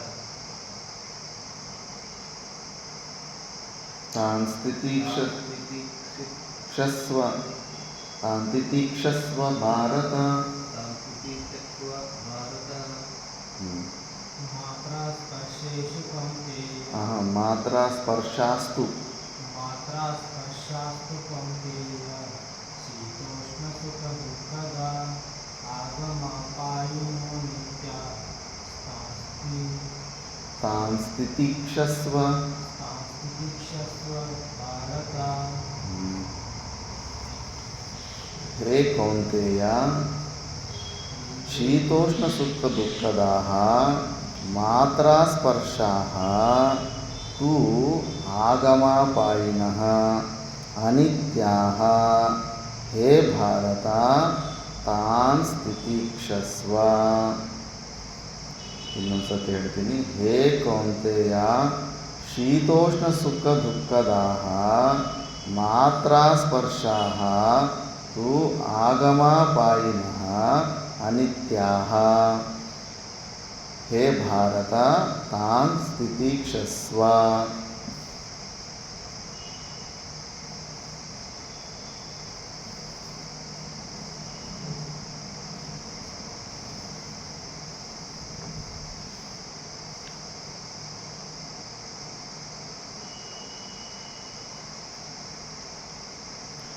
ಹೇ ಕೌಂತೆಯ, ಕೌಂತೆಯ ಅಂದರೆ ಕುಂತಿ ಪುತ್ರನಾದ್ರಿಂದ ಅಪತ್ಯ ಅಂತ, ಮಕ್ಕಳಿಗೆ ತಂದೆ ಅಥವಾ ತಾಯಿ ಹೆಸರಲ್ಲೇ ಆ ಥರ ವೃದ್ಧಿ ಆಗಿರುತ್ತೆ. ವೃದ್ಧಿನಲ್ಲಿ 3 ಅಕ್ಷರಗಳಿರ್ತವೆ. ಕೌಂತೆಯ అంటే కుంతి పుత్రుడు. కౌంతేయ, కౌంతేయ. కౌంతేయ అంటే కుంతి పుత్రుడు. తండ్రి పేరు మీద, తల్లి పేరు మీదనే పిల్లలకి పేర్లు వస్తాయి. ఇప్పుడు కృష్ణుని తండ్రి పేరు వసుదేవుడు. అదే కృష్ణుని తండ్రి పేరు మీద పిల్లలు అంటే వాసుదేవ అని. వకారాన్ని కొంచెం దీర్ఘం చేస్తారు, దాన్ని వృద్ధి అంటారు వ్యాకరణ విషయం. కుంతిలో స్టార్టింగ్ ఉకారం ఉంటుంది, కూలో ఊ ఉంటుంది. ఆ ఉకారం వృద్ధి అయితే కానీ ఔకారం అయిపోతుంది. వృద్ధిలో 3 అక్షరాలు ఉంటాయి. ఆ, ఔ, ఆ, ఐ, ఔ, ఈ 3 అక్షరాలు. ఈ 3 అక్షరాలు స్టార్టింగ్ అక్షరాలు వచ్చేస్తాయి, వృద్ధిలో అయిపోతాయి. అట్లా కూలో ఊ ఉన్నది ఔ అవుతుంది, కౌ అవుతుంది. కౌంతేయ, కౌంతేయ. ఈ ಥರ ಹೇ ಕೌಂತೆಯ, ಶೀತೋಷ್ಣ ಸುಖ ದುಃಖದಾಹ, ಶೀತ ಉಷ್ಣ ಸುಖ ದುಃಖಗಳು ಇವೆಲ್ಲ ಪೇರ್ ಆಫ್ ಆಪೋಸಿಟ್, ದ್ವಂದ್ವಗಳಂತಾರೆ. ಸುಖ ದುಃಖ, ಲೋಭ ಮೋಹ ಇವೆಲ್ಲ ಪೇರ್ ಆಫ್ ಆಪೋಸಿಟ್ಸ್ ಅಂತಾರೆ. ಏನೆಲ್ಲ ಇರ್ತಾವೋ ಅವೆಲ್ಲ ಕೂಡ ದ್ವಂದ್ವಗಳು. ಇವೆಲ್ಲ ಮಾತ್ರಾ ಸ್ಪರ್ಶಾಹ ಅಂದರೆ ಕೇವಲ ಇಂದ್ರಿಯಗಳಲ್ಲಿ ನಾವು ಇದನ್ನು ಅನುಭವ ಮಾಡುವಂಥ ತತ್ವ ಅಷ್ಟೇ ಇದು. ಮತ್ತು ಇದು ಕೇವಲ ಆಗಮಾಪಾಯಿನಃ, ಬರ್ತಾ ಇರ್ತವೆ ಹೋಗ್ತಾ ಇರ್ತವೆ. ಅನಿತ್ಯ, ಪರ್ಮನೆಂಟ್ ಅಲ್ಲ, ಇವು ಅನಿತ್ಯವಾಗಿರ್ತವೆ. ಅದಕ್ಕೆ ಹೇ ಭಾರತ ತಾನ್ ತಿತೀಕ್ಷಸ್ವ, ನೀನು ಇದನ್ನು ಸಹನೆ ಮಾಡು ಅಂದ್ಬಿಟ್ಟು. ಮತ್ತು ಜ್ಞಾನ ಹೊಂದಿದ ಮೇಲೆ ಮತ್ತೆ ಸಹನೆ ಮಾಡಬೇಕಾದ ಅವಶ್ಯಕತೆ ಏನು ಬಂತು? ಸ್ಟಾರ್ಟಿಂಗಲ್ಲಿ ಜ್ಞಾನ ಬೋಧನೆ ಮಾಡಿಬಿಟ್ಟಿತ್ತು, ಸಹನೆ ಮಾಡುವಂಥ ನಾನು ಈ ಶರೀರನೇ ಅಲ್ಲ ಅಂದಮೇಲೆ ಸಹನೆ ಮಾಡಬೇಕಾದ ಅವಶ್ಯಕತೆ ಏನಿದೆ? ಇಂದ್ರಿಯಗಳು ನಾನಲ್ಲ, ಮನಸ್ಸು ನಾನಲ್ಲ, ಬುದ್ಧಿ ಅಲ್ಲ ಅಂದ್ಬಿಟ್ಟು. ಅದಕ್ಕೆ ಈ ಸ್ಟೆಪ್ಪುಗಳು ನಾವು ಅರ್ಥ ಮಾಡ್ಕೋಬೇಕು. ಮೊದಲನೇ ಸತಿ ಶ್ರವಣ ಮಾಡಿದ ತಕ್ಷಣ ಅಪರೋಕ್ಷ ಜ್ಞಾನವಾಗೋದಿಲ್ಲ. ಮೊದಲನೇ ಸತಿ ಏನೆಂದರೆ ನಮಗೆ ಜ್ಞಾನ ಬೋಧೆ ಆಗುತ್ತೆ, ಅದು ಪರೋಕ್ಷ ಜ್ಞಾನ ಆಗಿರುತ್ತೆ. ಪರೋಕ್ಷ ಜ್ಞಾನ ಆದಮೇಲೆ ಈಗ ಅರ್ಜುನನು ಅದು ಭಾಷೆದಲ್ಲಿ ಹೋದರೆ ಗೊತ್ತಾಗುತ್ತೆ ಯಾಕೆ ಈ ಉತ್ತರವನ್ನು ಭಗವಂತ ಕೊಡ್ತಾ ಇದ್ದಾನೆ. ಅಂದರೆ ಅರ್ಜುನನ ಮೈಂಡಲ್ಲಿ ಡೌಟ್ ಇರುತ್ತೆ, ನೀನು ಇಷ್ಟು ಈಸಿಯಾಗಿ ಶರೀರಕ್ಕೆ ಅತಿರಿಕ್ತವಾಗಿ ಸಚ್ಚಿದಾನಂದ ಸ್ವರೂಪ ಅಂತ ಹೇಳ್ಬಿಡ್ತಾ ಇದೆಯಾ, ಪ್ರಾಕ್ಟಿಕಲ್ಲಾಗಿ ನಾನು ಸುಖ ದುಃಖಗಳನ್ನು ಅನುಭವ ಮಾಡ್ತಾಯಿದ್ದೀನಿ, ಅದು ಇಲ್ಲ ಅಂದರೆ ಹೆಂಗೆ ಅಂತ ನಂಬೋಕ್ಕಾಗುತ್ತೆ? ಸುಮ್ಮನೆ ನೀನು ಇಲ್ಲ ಅಂದ್ಕೊತಾ ಇದ್ರೆ ಏನು? ಅದು ಸ್ಟೋರಿ ಅಂತಾರಲ್ಲ, ಯಾರೋ ಸಾಲ ಮಾಡಿಬಿಟ್ಟು ಸಿಕ್ಕಾಪಟ್ಟೆ ಕಷ್ಟದಲ್ಲಿ ಸಿಕ್ಕಾಕೊಂಡ್ಬಿಟ್ಟಿರ್ತಾನೆ, ಗುರುಗಳ ಹತ್ರ ಬರ್ತಾನೆ, ಸಮಸ್ಯೆಗಳು ಅಂತ ಅಳ್ಕೊಂಡು ಆಡ್ತಾ ಇರ್ತಾರೆ. ಅದಕ್ಕೆ ಇಲ್ಲ ಕಣೋ, ನೀನು ಅಳಬೇಡ, ಇದು ನಿಜ ಅಲ್ಲ, ಇದು ಸುಳ್ಳು, ಈ ಪ್ರಪಂಚ ಎಲ್ಲ ಮಿಥ್ಯ, ಯಾರೂ ಇಲ್ಲ, ನಿನಗೆ ಸಾಲ ಕಟ್ಟಿದವನು ಇಲ್ಲ, ತಗೊಂಡವನು ನೀನು ಇಲ್ಲ, ಈ ಪ್ರಪಂಚ ಎಲ್ಲ ಸ್ವಪ್ನ ಅಂತ ಚೆನ್ನಾಗಿ ಬೋಧ ಮಾಡಿ ಕಲಿಸ್ಬಿಟ್ಟಿರ್ತಾನೆ. ಅವನೆಷ್ಟು ಬೋಧ ಮಾಡಿ ನಿಜವಾಗ್ಲೂ ಅದನ್ನೆಲ್ಲ ವಿಶ್ವಾಸ ಮಾಡಿ ಹೋಗಿರ್ತಾನೆ. ವಿಶ್ವಾಸ ಮಾಡಿ ಹೋಗಿ ಅವನು ಸಾಲ ಕೊಟ್ಟಿರೋನು ಬಂದಾಗ ಅವನಿಗೆ ಈ ಜ್ಞಾನ ಬೋಧೆ ಮಾಡೋಕ್ಕೆ ಹೋಗ್ತಾನೆ, ಇದು ನಿಜ ಅಲ್ಲ, ಇದು ಸುಳ್ಳು, ನೀನು ಇಲ್ಲ ನಾನು ಇಲ್ಲ ಅಂದರೆ ಅವನು ಸರಿಯಾಗಿ ಇಟ್ಕೊಂಡು ಹೊಡಿತಾನೆ. ಆವಾಗ ಮತ್ತೆ ಬಂದು ಗುರುಗಳ ಹತ್ರ ಬಂದು ಕಂಪ್ಲೇಂಟ್ ಇಡ್ತಾನೆ, ಅದು ಏನು ಪ್ರಯೋಜನ ಇಲ್ಲ ಗುರುಗಳೇ, ನೀವು ಕೊಟ್ಟಿದ್ದ ಜ್ಞಾನದಲ್ಲಿ ನಾನೇನೋ ನಂಬಿದ್ದೀನಿ, ಬಟ್ ಹೊರಗಡೆ ಮಾತ್ರ ಸಮಸ್ಯೆಗಳು ಮಾತ್ರ ಯಥಾವತ್ತಾಗಿದೆ ಅಂದ್ಬಿಟ್ಟು. ಅದಕ್ಕೆ ಆ ಪರೋಕ್ಷ ಜ್ಞಾನದಿಂದ ನಮ್ಮ ಸಮಸ್ಯೆಗಳು ದೂರ ಆಗೋದಿಲ್ಲ, ಸುಖ ದುಃಖಗಳು ಅವು ಟಚ್ ಆಗ್ತಾನೆ ಇರ್ತವೆ. ಅದಕ್ಕೆ ಸ್ಟಾರ್ಟಿಂಗಲ್ಲಿ ಮತ್ತೆ ಅದನ್ನು ಪೂರ್ಣ ರೂಪದಲ್ಲಿ ನಾನು ಸಚ್ಚಿದಾನಂದ ಸ್ವರೂಪ ಅನ್ನೋದು ಅಪರೋಕ್ಷವಾಗಿ ನಮಗೆ ಯಾವಾಗ ಅರ್ಥ ಆಗುತ್ತಲ್ಲ ಅಲ್ಲಿ ತನಕ ವಿಶ್ವಾಸ ಇಟ್ಕೊಂಡು ಸ್ವಲ್ಪ ಸಹನೆ ಮಾಡಬೇಕು. ಜೀವನ್ಮುಕ್ತನ ಥರ ಸ್ವಲ್ಪ ಆ್ಯಕ್ಟ್ ಮಾಡೋ ಅಭ್ಯಾಸದಲ್ಲಿ ಇಡಬೇಕು ನಾವು. ಅದಕ್ಕೆ ನಕಲ್ ತೋ ಕರೋ ಅಂತಾರೆ ಉತ್ತರ ಭಾರತದಲ್ಲಿ. ಥೋಡಾಸ ತೋ ಜೀವನ್ಮುಕ್ತ ಕಿ ಜೈಸೆ ನಕಲ್ ತೋ ಕರೋ, ಅಭ್ಯಾಸ ಮಾಡಿ ಸ್ವಲ್ಪ ಶೀತೋಷ್ಣ ಸುಖ ದುಃಖಗಳನ್ನು ಅನುಭವ ಮಾಡೋದು ಆಗ್ತಾ ಇರುತ್ತೆ. ಮನಸ್ಸ ವಾಚ ಕರ್ಮನ ಯಾರೋ ಒಂದೇನೋ ಅಂತ ಇರ್ತಾರೆ, ಬೆಳಗ್ಗೆಯಿಂದ ಸಾಯಂಕಾಲ ತನಕ ಎಲ್ಲ ಸಮಸ್ಯೆಗಳೇ. ಅಕ್ಕಪಕ್ಕದಲ್ಲಿರೋರೇ ಹೆಚ್ಚು ನಿಮಿತ್ತ ಆಗ್ತಾ ಇರ್ತಾರೆ ಸುಖ ದುಃಖಗಳಿಗೆ, ದೂರದಲ್ಲಿರೋರೇನು ನಮ್ಮ ಸುಖ ದುಃಖಗಳು ನಿಮಿತ್ತ ಆಗೋದಿಲ್ಲ. ನಮ್ಮ ಸುತ್ತಮುತ್ತ ಇರೋರೇ ಡೈಲಿ ಒಂದೊಂದು ಸಮಸ್ಯೆಗಳಿದ್ದೇ ಇರ್ತಾವೆ ನಮ್ಮದು. ಅವೆಲ್ಲ ಕೂಡ ರಿಯಾಕ್ಷನ್ ಮಾಡ್ದಿರ ಸಹನೆಯಿಂದ ನಮ್ಮ ವ್ಯವಹಾರ ಹೆಂಗಿರ್ಬೇಕಂದ್ರೆ, ಈಗ ಯಾರಿಂದ ಟಚ್ ಆಗದಿರೆ ಇಂಡಿವಿಜುವಲ್ ಆಗಿರುವಂಥ ವ್ಯವಹಾರನ ಹೊಸ ವೃತ್ತಿಯನ್ನು ಅಳವಡಿಸ್ಕೊಂಡು ಬರ್ತಾ ಇರ್ತಾವೆ ಮನಸ್ಸಾವಾಚ ಕರ್ಮ ಸುಖ ದುಃಖಗಳು. ಅದನ್ನು ಸ್ವಲ್ಪ ದಿವಸ ಅನುಭವ ಮಾಡಿಕೊಂಡು ಮುಂದೆ ಹೋಗ್ತಾ ಇರಬೇಕು. ಇದು ಒಳ್ಳೆಯ ಉಪದೇಶ. ಅದೀಗ ಭಾಷೆದಲ್ಲಿ ಹೇಳ್ತಾರೆ, ಯದ್ಯಪಿ ಆತ್ಮವಿನಾಶನಿಮಿತ್ತಃ ಮೋಹ ಸಿಕ್ತಾ? ಮುಂಚೆ ಶ್ಲೋಕದ ಮುಂಚೆ ಇರುತ್ತೆ ನೋಡಿ. ಯದ್ಯಪಿ ಆತ್ಮವಿನಾಶ ನಿಮಿತ್ತ, ಯದ್ಯಪಿ ನಿಮಿತ್ತ ಮುಂಚೆ ಪೇಜಲ್ಲಿ ಇರುತ್ತೆ ನೋಡಪ್ಪ, ಶ್ಲೋಕದ ಮುಂಚೆ ಪೇಜಲ್ಲಿ ಸಿಗ್ತಾ ನಿಮಗೆ? ಯದ್ಯಪಿ ಆತ್ಮವಿನಾಶ ನಿಮಿತ್ತ ಭಾಷ್ಯದಲ್ಲಿ 33 ಎಲ್ಲಿ ಸಿಗ್ತಾ? ಯದ್ಯಪಿ ಕೆಳಗಡೆ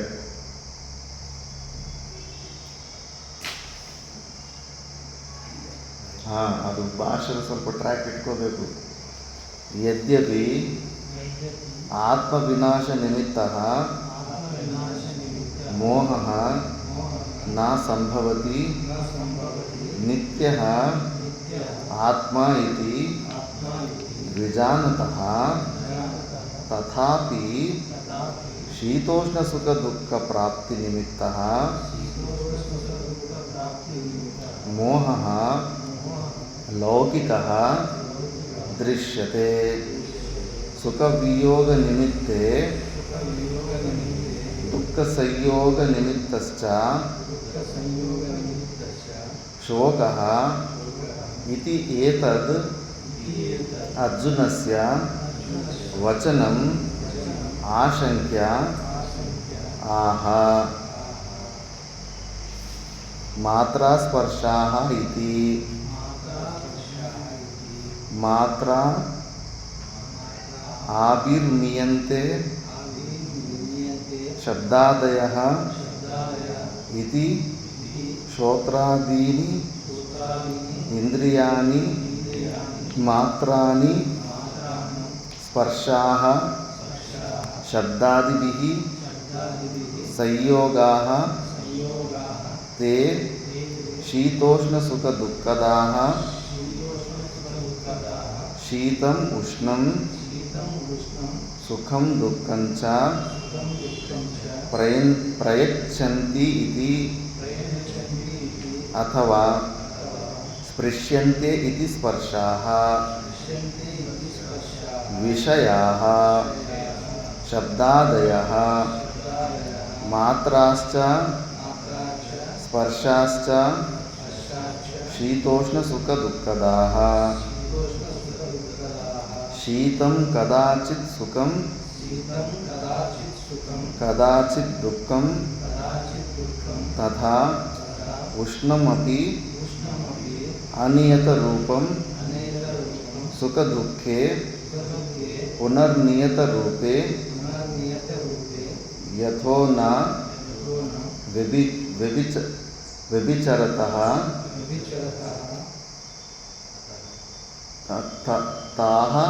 ಅತಃ ತಾಭ್ಯಾಂ ಪೃಥಕ್ ಶೀತೋಷ್ಣಯೋರ್ಗ್ರಹಣಂ ಯಸ್ಮಾತ್ ತೇ ಮಾತ್ರಾ ಸ್ಪರ್ಶಾದಯಃ ಆಗಮಾಪಾಯಿನಃ ಆಗಮಾಪಾಯಶೀಲಾಃ ತಸ್ಮಾದ್ ಅನಿತ್ಯಾಃ.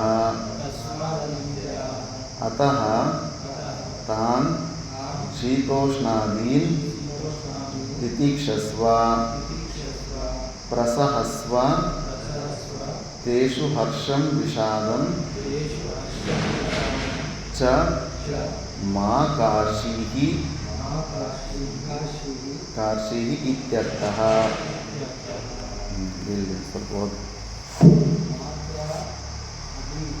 ಯದ್ಯಪಿ ಆತ್ಮವಿನಾಶ ನಿಮಿತ್ತ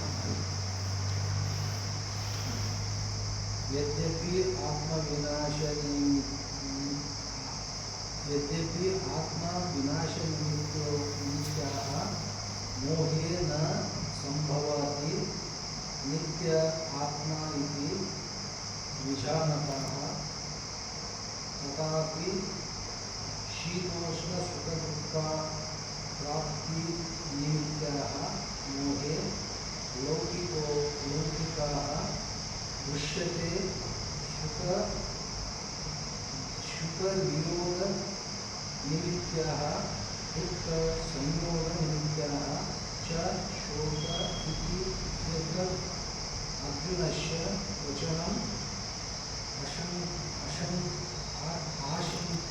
आशङ्क्यताः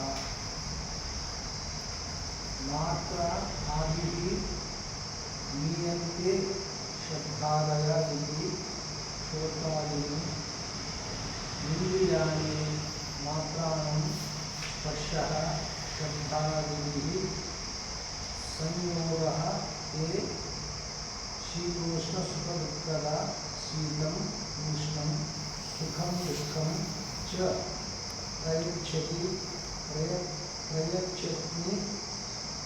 प्रयच्छन्ति इति अथवा स्पर्शान्ते इति स्पर्श विषयाः शब्दादयः मात्राः च स्पर्शाः च शीतोष्णसुखदुःखदाः शीतं कदाचित् सुखं कदाचित् दुःखं तथा उष्णम् अपि अनियतरूपं सुखदुःखे पुनः नियतरूपे ततो न व्यभिचारः अतः ताभ्यां पृथक् शीतोष्णयोः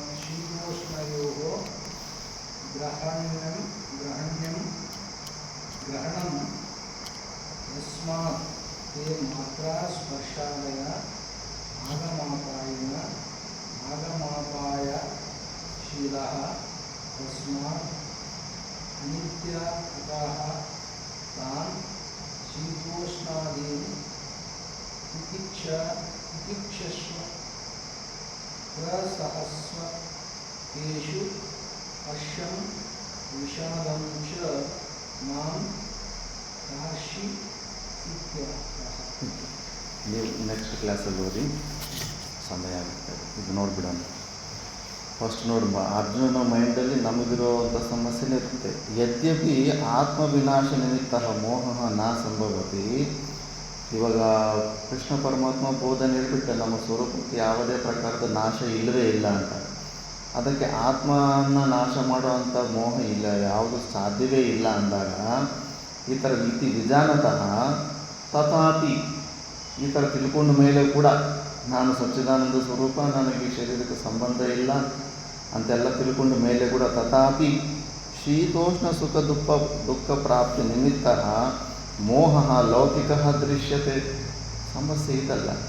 ಯಾರಿಗೆ ಆಗಲಿ ವೇದಾಂತದ ಮೇಲೆ ಕೇಳಿದ ತಕ್ಷಣ ಕೋಪ ಯಾಕೆ ಬರುತ್ತೆ ಗೊತ್ತಾ? ಇವರನ್ನು ದೊಡ್ಡದಾಗಿ ಇಷ್ಟು ಶುದ್ಧದಾಗಿ ನಾನು ಸಚ್ಚಿದಾನಂದ ಸ್ವರೂಪ ಅಂತ ಯಾರಿಗೆ ಅವನು ಬ್ರಹ್ಮ ಅಂತ ಫೀಲ್ ಆಗೋಗ್ಬಿಡ್ತಾ ಇರ್ತಾನೆ. ನಮಗಿಂತ ವರ್ಷಾಗಿ ಸುಖ ದುಃಖಗಳ ಅನುಭವ ಮಾಡ್ತಾ ಇದ್ದಾರೆ. ನಮಗಾದರೂ ಸ್ವಲ್ಪ ನಿಗ್ರಹ ಶಕ್ತಿ ಇದೆ, ಕ್ರೋಧನ ನಿಯಂತ್ರಣ ಮಾಡ್ತಿದ್ದೀವಿ. ಅದಕ್ಕಿಂತ ವರ್ಷಾಗಿ ಅವನ್ನೆಲ್ಲ ಆಟಗಳಾಡ್ತಾ ಇದ್ದಾನೆ. ಅವನಿಗೇನು ಜ್ಞಾನ ಅಂತ ಅದಕ್ಕೆ ಇದ್ರ ಮೇಲೆ ವಿಶ್ವಾಸನೇ ಕಳ್ಕೊಂಡಿರ್ತಾರೆ. ಪ್ರಾಕ್ಟಿಕಲ್ಲಾಗಿ ಅದು ಸಿಗ್ತಾ ಇರೋದಿಲ್ಲ. ಇನ್ಫಾರ್ಮೇಷನ್ ರೂಪದಲ್ಲಿ ವಿಶ್ವಾಸ ಇದ್ದರೂ ಕೂಡ ಯಾವುದೇ ಪ್ರಕಾರವಾದ ಸಮಸ್ಯೆಗಳು ಎಲ್ಲ ಮುಂಚೆ ಏನೆಲ್ಲ ಇತ್ತು ಅದೇ ಜಗಳಗಳು, ಅದೇ ರಾಗದ್ವೇಷಗಳು ಎಲ್ಲವೂ ಹಂಗೆ ಇರ್ತದೆ. ಯಾಕಂದರೆ ಅದಿನ್ನೂ ಪರೋಕ್ಷ ರೂಪದಲ್ಲಿದೆ, ಅಪರೋಕ್ಷವಾಗಿಲ್ಲ ಜ್ಞಾನ. ಅರ್ಜುನನು ಕೂಡ ಅಷ್ಟೇ ಅದೇ ಸಮಸ್ಯೆ ಇದೆ. ನಮ್ಮ ಸಮಸ್ಯೆನೇ ಅವನ ಸಮಸ್ಯೆ. ನೀನೇನಿಷ್ಟು ಜ್ಞಾನ ಹೇಳಿದವ ಅದು ತಿಳ್ಕೊಂಡ ಮೇಲೂ ಕೂಡ ಅದು ಸಮಸ್ಯೆಗಳು ಪರಿಷ್ಕಾರ ಸಿಗ್ತಾ ಇಲ್ವಲ್ಲ. ಆ ಸುಖ ದುಃಖಗಳು ಬಂದು ಅಟ್ಯಾಕ್ ಮಾಡ್ತಾನೆ ಇದ್ದಾವೆ. ಸುಖ ವಿಯೋಗ ನಿಮಿತ್ತ ಯಾವುದಾದ್ರೂ ಇಷ್ಟವಾದ ವಸ್ತು ದೂರ ಆದಾಗ, ಮತ್ತು ದುಃಖ ಸಂಯೋಗ ನಿಮಿತ್ತ ಬೇಡ ಅಂದ್ಕೊಂಡಿರೋ ವಸ್ತುಗಳೆಲ್ಲ ಬಂದುಬಿಡ್ತಾ ಇರ್ತವೆ. ಜೀವನ ಅಂದರೆ ಅಷ್ಟೇ, ಮ್ಯಾಕ್ಸಿಮಮ್ ನಾವು ಬೇಡ ಅಂದ್ಕೊಂಡಿದ್ದೆ ನಮ್ಮ ಅಕ್ಕಪಕ್ಕ ಬಂದಿರ್ತವೆ. ಬೇಡ ಅಂತ ಏನು ಅಂಥ ಸಿಚುವೇಶನ್ ಬೇಡ, ಅಂಥ ವ್ಯಕ್ತಿಗೆ ಬೇಡ ಅಂತ ಏನೇನು ಅಂದ್ಕೊಂಡಿರ್ತೀವಿ ಹೆಚ್ಚು ಮ್ಯಾಕ್ಸಿಮಮ್ ಅಂಥವರೇ ಬರ್ತಾ ಇರ್ತಾರೆ ಸುತ್ತಮುತ್ತ. ಆರಂಭ ಮತ್ತು ಅಷ್ಟೇ ಪುಣ್ಯ ಪಾಪಗಳು ಹಂಗೆ ಮಾಡ್ಕೊಂಡಿರ್ತೀವಿ. ಅದಕ್ಕೆ ತಕ್ಕಂತೆ ನಮ್ಮ ಸುತ್ತಮುತ್ತ ಇರೋ ಎನ್ವಿರಾನ್ಮೆಂಟಲ್ಲಿ ಹೆಂಡತಿ ರೂಪದಲ್ಲಿ, ಮಕ್ಕಳ ರೂಪದಲ್ಲಿ, ಬಂಧುಗಳ ರೂಪದಲ್ಲಿ, ಫ್ರೆಂಡ್ಸ್ ರೂಪದಲ್ಲಿ, ಸಮಾಜ ನಾವು ಇರುವಂಥ ಏರಿಯಾದ ಸಮಾಜದ ರೂಪದಲ್ಲಿ ಆ ಥರ ವ್ಯಕ್ತಿಗಳಿದ್ದೇ ಇರ್ತಾರೆ. ಮತ್ತು ಅಂಥ ಸಮಯದಲ್ಲಿ ಸುಖದ ವಿಯೋಗ, ದುಃಖದ ಸಂಯೋಗ ಆಗ್ತಿರುವಾಗ ಶೋಕ ಮಾತ್ರ, ದುಃಖ ಮಾತ್ರ ಮುಂಚೆನೂ ಈ ಜ್ಞಾನ ಬರೋಕ್ಕೂ ಮುಂಚೆನೂ ಅವರು ಮನಸ ವಾಚ ಕರ್ಮನ ಏನೆಲ್ಲ ಹಿಂಸೆ ಮಾಡ್ತಾಯಿದ್ರು. ಅದರಿಂದ ಆವಾಗಲೂ ನಾನು ಡಿಸ್ಟರ್ಬ್ ಆಗ್ತಿದ್ದೆ. ಈಗಲೂ ನಾನು ಮತ್ತೆ ಡಿಸ್ಟರ್ಬ್ ಆಗ್ತಾನೆ ಇದ್ದೀನಿ. ಮತ್ತು ಏನು ಪ್ರಯೋಜನ ಅಂತ ಪ್ರಾಕ್ಟಿಕಲ್ಲಾಗಿ ಏನು ಕಾಣಿಸ್ತಾ ಇಲ್ಲ ಅರ್ಜುನನಿಗೆ. ಅದಕ್ಕೆ ಇದು ಏತದ್ದು ಅರ್ಜುನಸ್ಯ ವಚನಂ ಆಶಂಕ್ಯ, ಅರ್ಜುನನ ಮೈಂಡಲ್ಲಿ ಈ ಪ್ರಶ್ನೆ ಇದೆ ಅಂತ ಆಶಂಕೆ ಇಟ್ಕೊಂಡು ಪರಮಾತ್ಮ ಮುಂಚೆನೇ ಉತ್ತರ ಕೊಟ್ಬಿಡ್ತಾ ಇದ್ದಾನೆ. ಅಂದರೆ ನಿನಗೆ ಏನೀಗ ಇನ್ಫಾರ್ಮೇಷನ್ ಸಿಕ್ಕಿದೆಯೋ ಅದು ಪರೋಕ್ಷ ಜ್ಞಾನ ಅಷ್ಟೇ, ಕೇವಲ ಥೀರಿ ಅಷ್ಟೇ. ಇನ್ನು ಸ್ವಲ್ಪ ಸಮಯ ತಗೊಳುತ್ತೆ. ಆ ಥೀರಿ ಜ್ಞಾನ ನೀನು ಅಪರೋಕ್ಷ ಜ್ಞಾನ ಮಾಡ್ಕೊಳ್ಳೋದಲ್ಲಿ ಕನ್ವರ್ಟ್ ಮಾಡ್ಕೊಳ್ಳೋದಕ್ಕೆ ಸ್ವಲ್ಪ ನೀನು ಅಂತಃಕರಣ ಶುದ್ಧಿ ಲೆಕ್ಕಾಚಾರದಿಂದ ಅದು ಸ್ವಲ್ಪ ಸಮಯ ತಗೊಳುತ್ತೆ. ಮತ್ತು ಅಲ್ಲಿ ತನಕ ಇದನ್ನೆಲ್ಲ ಏನು ಸುಖ ದುಃಖಗಳು ನಾನು ಏನು ಮಾಡಲಿ, ಯಾವ ಥರ ಸ್ವಲ್ಪ ಸಹನೆ ಮಾಡು ಅಂದ್ಬಿಟ್ಟು ಅದನ್ನೇ ಸ್ವಲ್ಪ ಸಮಾಧಾನ ಮಾಡಿಸೋದಕ್ಕೆ ಹೇಳ್ತಾ ಇದ್ದಾನೆ. ಮಾತ್ರ ಸ್ಪರ್ಶಾಹ ಅಂತ ಶ್ಲೋಕದಲ್ಲಿರೋ ಒಂದು ಪದಾನ ತಗೊಂಡು ಉತ್ತರ ಕೊಡ್ತಾ ಇದ್ದಾನೆ. ಮಾತ್ರಾಹ ಅಂದರೆ ಏನು ಅಂದರೆ ಆಬಿಹಿ ಮ್ರಿಯಂತೆ ಶಬ್ದಾದಯ ಇತಿ ಶ್ರೋತ್ರಾದಿ ಇಂದ್ರಿಯಾಣಿ. ಶ್ರೋತ್ರಾದಿ ಇಂದ್ರಿಯಗಳನ್ನು ಮಾತ್ರಗಳಂತಾರೆ. ಇದೆಲ್ಲ ಮತ್ತೆ ಭಗವದ್ಗೀತಾ ಪಾರಾಯಣ ಮಾಡಿದಾಗ ಈ ಅರ್ಥ ಸಮೇತ ಪಾರಾಯಣದಲ್ಲಿ ಅರ್ಥ ಹೊಡಿತಾ ಇರಬೇಕು. ಒಂದೊಂದು ಭಗವದ್ಗೀತಾ ಶ್ಲೋಕಗಳು ಮಾತ್ರ ಅಂದರೆ ಇಂದ್ರಿಯಗಳು. ಅದಕ್ಕೆ ಮಾತ್ರ ಅಂತ ಯಾಕೆ ಹೆಸರು ಬಂತಂದ್ರೆ ಆಬಿಹಿ ಮೀಯಂತೆ ಶಬ್ದಾದಯ ಅಂತ ವಿಷಯಗಳನ್ನು ಮೆಜರ್ಮೆಂಟ್ ಮಾಡಿಬಿಡ್ತಾವಂತೆ ಇಂದ್ರಿಯಗಳು. ಆ ವಿಷಯದಲ್ಲಿ ಎಷ್ಟು ಸುಖ ಇದೆ ಎಷ್ಟು ದುಃಖ ಇದೆ ಅನ್ನೋದು ಅವು ಮೆಜರ್ಮೆಂಟ್ ಮಾಡಿಬಿಡ್ತವೆ, ಮಾಪನ ಮಾಡಿಬಿಡ್ತವೆ. ಆದ್ದರಿಂದ ಅದನ್ನು ಮಾತ್ರಾಹ ಅಂತ ಹೆಸರು ಬಂದಿದೆ. ಮತ್ತು ಸ್ಪರ್ಶಾಹ ಅಂದರೆ ಶಬ್ದಾದಿಗಳು ಅಂದರೆ ವಿಷಯಗಳು. ಏನೆಲ್ಲ ಆಬ್ಜೆಕ್ಟ್ಸ್ ಇರ್ತಾವೋ ಅವೆಲ್ಲ ವಿಷಯಗಳು. ಶಬ್ದಾದಿಭಿ ಸಂಯೋಗಾಃ ತೇ ಶೀತೋಷ್ಣ ಸುಖ ದುಃಖದಾಃ ಶೀತಂ ಉಷ್ಣಂ ಸುಖಂ ದುಃಖಂಚ ಪ್ರಯಚ್ಛಂತಿ. ಅಥವಾ ಸ್ಪೃಶ್ಯಂತೆ ಇತಿ ಸ್ಪರ್ಶಾಃ ವಿಷಯಾಃ ಶಬ್ದಾದಯಃ. ಇನ್ನೊಂದು ಥರ ಉತ್ಪತ್ತಿ. ಸ್ಪರ್ಶಾಃ ಅಂದರೆ ಸ್ಪೃಶ್ಯಂತೆ ಇತಿ ಇಂದ್ರಿಯ. ಸ್ಪೃಶ್ಯಂತೆ ಅಂದರೆ ದೃಶ್ಯಂತೆ ಇತಿ, ದೃಶ್ಯಂತೆ ಜ್ಞಾಯಂತೆ ಇತ್ಯರ್ಥಃ ಅಂತ. ಸ್ಪೃಶ್ಯಂತೆ ಜಾಗದಲ್ಲಿ ದೃಶ್ಯಂತೆ ಅಂತ ಕೂಡ ಪೆನ್ಸಿಲ್ ಬರ್ಕೋಬೋದು. ವಿಷಯಗಳ ಜ್ಞಾನ, ವಿಷಯ ಅಂದ್ರೆ ಅಷ್ಟೇ ಅವುಗಳ ಜ್ಞಾನ ಆಗುತ್ತೆ ನಮಗೆ. ಫಸ್ಟ್ ನಾವು ನೋಡಿದ ತಕ್ಷಣ ಅವುಗಳ ಜ್ಞಾನ ಆಗಿದ ತಕ್ಷಣ ಅದನ್ನು ಹೊಂದಬೇಕಂತ ನಮಗೆ ಐಡಿಯಾ ಬರೋದು. ವಿಷಯಗಳ ಜ್ಞಾನ ಆಗುತ್ತೆ. ಯಾವುದನ್ನು ನೋಡಿದ ತಕ್ಷಣ ಅವುಗಳೆಲ್ಲ ಜ್ಞಾನ ಆಗ್ತಾ ಇರುತ್ತೋ ಮತ್ತು ಅದರಲ್ಲಿ ಉಪಯೋಗ ಸಾಧನ ಬುದ್ಧಿ ಇರುತ್ತೋ ಅವೆಲ್ಲ ಕೂಡ ನಮಗೆ ವಿಷಯಗಳಾಗ್ತಾ ಇರ್ತವೆ. ಸ್ಪೃಶ್ಯಂತೆ ಇತಿ ಸ್ಪರ್ಶಾಹ ಅಂದರೆ ವಿಷಯ ಶಬ್ದಾದಯ. ಎಲ್ಲ ಇಂದ್ರಿಯಗಳು ಅವುಗಳ ವಿಷಯ ಇರುತ್ತೆ. ನೆನಪಿದೆ ತತ್ವಬೋಧದಲ್ಲಿ. ಚಕ್ಷು ಇಂದ್ರಿಯನ ವಿಷಯ ಏನು? ಚಕ್ಷು ಇಂದ್ರಿಯನ ವಿಷಯ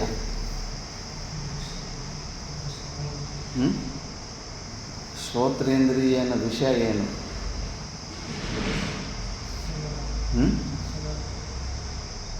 ಕೇಳಿಸ್ಲಿಲ್ಲ.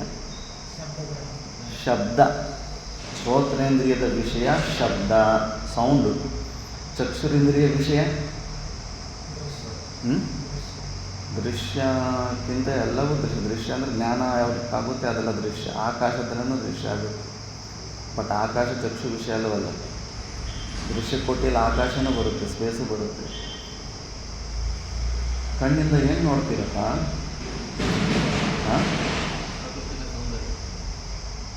ಪ್ರಕೃತಿನ ಸೌಂದರ್ಯ. ಅದನ್ನೇನಂತಾರೆ? ರೂಪ. ಚಕ್ಷುರಿಂದ್ರಿಯ ವಿಷಯ ರೂಪ. ಮತ್ತು ಘ್ರಾಣೇಂದ್ರಿಯದ ವಿಷಯ, ಘ್ರಾಣೇಂದ್ರಿಯ ಎಲ್ಲಿರುತ್ತೆ? ಯಾವ ಗೋಳಕದಲ್ಲಿರುತ್ತೆ? ಮೂಗಿನಲ್ಲಿರುತ್ತೆ. ಮೂಗಿನಲ್ಲಿ ಏನು ಮಾಡುತ್ತೆ ಮೂಗು?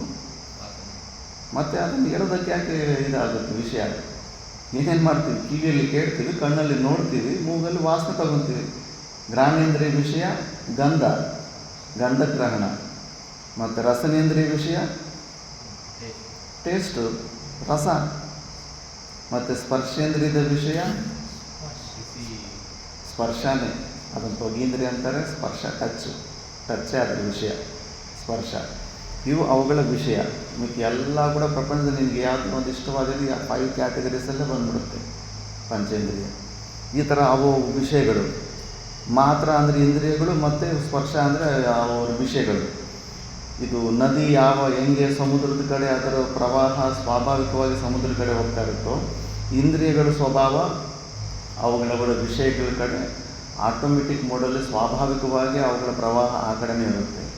ಅದಕ್ಕೆ ಇವೆಲ್ಲ ಏನೆಲ್ಲ ನಮಗಿದು ಶೀತೋಷ್ಣ ಸುಖ ದುಃಖದ ಇವೆಲ್ಲ ಶೀತ ಉಷ್ಣ ದ್ವಂದ್ವಗಳನ್ನು ಉತ್ಪನ್ನ ಮಾಡೋದಕ್ಕೆ ಈ ಇಂದ್ರಿಯಗಳು ಅವುಗಳ ವಿಷಯಗಳೇ ಇವೇ ಕಾರಣ ನಮಗೆ. ಮತ್ತು ಅದನ್ನು ಪರ್ಮನೆಂಟಾಗಿ ಇಟ್ಬಿಡ್ತಾವ, ಯಾವತ್ತಿಗೂ ನಮ್ಗೆ ಇಚ್ಛೆ ಬರ್ತವೆ ಇಲ್ಲ. ಅದು ಆಗಮಪಾಯನ. ಇವಾಗ ಸ್ವಲ್ಪ ದುಃಖ ಬಂತು ಮತ್ತು ಹೊರಟೋಯ್ತು, ಸ್ವಲ್ಪ ಸುಖ ಬಂತು ಮತ್ತು ಹೊರಟೋಯ್ತು. ಅವೆಲ್ಲ ಟೆಂಪರರಿ, ಅದು ಅನಿತ್ಯಾಹ, ಅದು ಅನಿತ್ಯವಾದದ್ದು. ನೋಡ್ತಾ ಇದ್ದಂಗೆ ಎಷ್ಟು ಸುಖ ಗೊತ್ತಾಗುತ್ತೆ. ಯಾವತ್ತು ಕಂಟಿನ್ಯೂಸ್ ಆಗಿ ದುಃಖ ಬರಲಿಲ್ಲ, ಕಂಟಿನ್ಯೂಸ್ ಆಗಿ ಸುಖ ಇರಲಿಲ್ಲ. ಬಂತು ಹೋಯ್ತು, ಬಂತು ಹೋಯ್ತು. ಮತ್ತು ಅವೆಲ್ಲ ಬಂದು ಹೋಗೋ ಸ್ವಭಾವ ಇದ್ದರೆ ನಮ್ಮದು ನಿತ್ಯ ಸ್ವರೂಪ ಅಲ್ಲ. ನಾವು ಯಾವಾಗಲೂ ಸದಾ ಇದ್ದೇ ಇದ್ದೀವಿ. ಅದರಿಂದ ಇದು ನಮ್ಮ ಸ್ವಭಾವ ಅಲ್ಲ, ಯಾವುದು ಬೇರೆದ್ರ ಸ್ವಭಾವ, ನಮ್ಮದೊಂದು ಸ್ವಭಾವ ಅಲ್ಲ. ಆದ್ದರಿಂದ ಇವೆಲ್ಲ ಬಂದು ಹೋಗ್ತಾ ಇದೆ. ಸ್ಟಾರ್ಟಿಂಗಲ್ಲಿ ನಿನಗೆ ಜ್ಞಾನದ ಮಾತು ಜೀರ್ಣ ಆಗಲಿಲ್ಲ ಅಂದರೆ ಸ್ವಲ್ಪ ಹೊತ್ತು ನೀನು ತಿತೀಕ್ಷೆ ಮಾಡು. ಸುಖ ದುಃಖೆ ಪುನರ್ನಿಯತ ರೂಪೆ ಯತಃ ವ್ಯಭಿಚಾರಿತಃ ಅತಃ ತಾಭ್ಯಾಂ ಪೃಥಕ್ ಶೀತೋಷ್ಣಯೋರ್ ದುಃಖ ನಮ್ಮ ಸುಖ ದುಃಖಗಳನ್ನು ಶೀತೋಷ್ಣಾಹ ಅಂತ ಶಬ್ದನೇ ಉತ್ಪನ್ನ ಮಾಡ್ಬೋದಾಗಿತ್ತು. ಆದ್ದರಿಂದ ಮತ್ತು ಸುಖ ದುಃಖಗಳನ್ನು ಸಪರೇಟಾಗಿ ಯಾಕೆ ಅದನ್ನು ಗ್ರಹಣೆ ಮಾಡಿತ್ತಂದರೆ ಈಗ ಶೀತಂ ಕದಾಚಿತ್ ಸುಖಂ ಕದಾಚಿತ್ ದುಃಖಂ.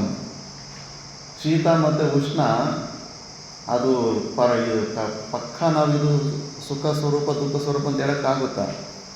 ಈಗ ಈ ಬೇಸಿಗೆ ಕಾಲದಲ್ಲಿ ಶೀತ ಏನು ನಮಗೆ ಸುಖ ಸ್ವರೂಪ. ಎ ಸಿ ಕೂಲರು ಸುಖಾನು ಕೊಡುತ್ತೆ, ಚಳಿಗಾಲದಲ್ಲಿ ದುಃಖ ಕೊಡುತ್ತೆ. ಮತ್ತು ಉಷ್ಣ ಈ ಕಾಲದಲ್ಲಿ ಭಯಂಕರವಾಗಿ ದುಃಖ ಕೊಡ್ತಾ ಇರುತ್ತೆ. ಚಳಿಗಾಲದಲ್ಲಿ ಎಲ್ಲರೂ ಬಂದು ಹೊರಗಡೆ ಬಿಸಿಲಲ್ಲಿ ಸ್ವಲ್ಪ ನಿಂತ್ಕೊತಾರೆ. ಉತ್ತರ ಭಾರತದಲ್ಲಿ ಆದರೆ ಏನು ಬಿಸಿಲಿಗೆ ಕಾದ್ಕೊಂಡಿರ್ತಾರೆ. ಅಲ್ಲಿ ಚಳಿ ಬಂದಾಗ ಬಿಸಿಲು ಬಂದರೆ ಸಾಕಪ್ಪ ಅಂದ್ಬಿಟ್ಟು. ಅದಕ್ಕೆ ಶೀತ ಮತ್ತು ಉಷ್ಣನ ಸುಖ ದುಃಖದ ಅಂತ ಸಪ್ರೇಟ್ಗೆ ಆ ಕ್ಯಾಟಗರಿಯಲ್ಲೆಲ್ಲ ಬಂದುಬಿಡ್ತಾ ಇತ್ತು. ಶೀತ ಉಷ್ಣನ ಯಾಕೆ ಕೊಡಬೇಕಂತಂದರೆ ಇವು ದೇಶ ಕಾಲ ಪರಿಸ್ಥಿತಿಗೆ ಇದರಲ್ಲಿ ಎರಡೂ ಇರುತ್ತೆ, ಸುಖನೂ ಇರುತ್ತೆ ದುಃಖ ಇರುತ್ತೆ. ಅದಕ್ಕೆ ಇದನ್ನು ಸಪ್ರೇಟಾಗಿ ಮೆನ್ಷನ್ ಮಾಡಿದ್ದಾರೆ.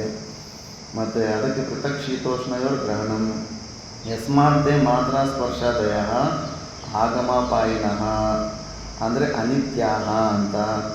ಅತಃ ತಾನ್ ಶೀತೋಷ್ಣಾದಿ ತಿತಿಕ್ಷೆ ಮಾಡಬೇಕು. ಪ್ರಾಂತ ತೇಷು ಹರ್ಷಂ ವಿಷಾದಂ ಚ ಮಾ ಕಾರ್ಷಿ. ಅದಕ್ಕೆ ಅವುಗಳು ಬಂದಾಗ ಜಾಸ್ತಿ ರಿಯಾಕ್ಟ್ ಆಗಬೇಡ. ಅಯ್ಯೋ ಬಿಸಿಲು ಬಂದಾಗ ಅಯ್ಯೋ ಶಕೆ ಶಕೆ ಶಕೆ ಅಂತ ಕಿರ್ಚೋದು, ಚಳಿ ಬಂದಾಗ ಅಯ್ಯೋ ಚಳಿ ಚಳಿ ಅಂತ ಅನ್ಕೋದು. ವಿಲಾಪ ಇಲ್ದಿರ ಅದನ್ನು ಸಹನೆ ಮಾಡಬೇಕು. ಛೋಟಾ ಮಹಾರಾಜದ ಈ ದೃಷ್ಟಾಂತ ಮರಿಬೇಡಿ.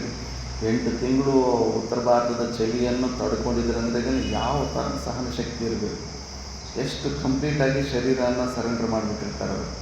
8 ತಿಂಗಳು ಚಳಿಗೆ ಒಂದು ಕಂಪ್ಲೇಂಟ್ ಕೊಟ್ಟಿಲ್ಲ.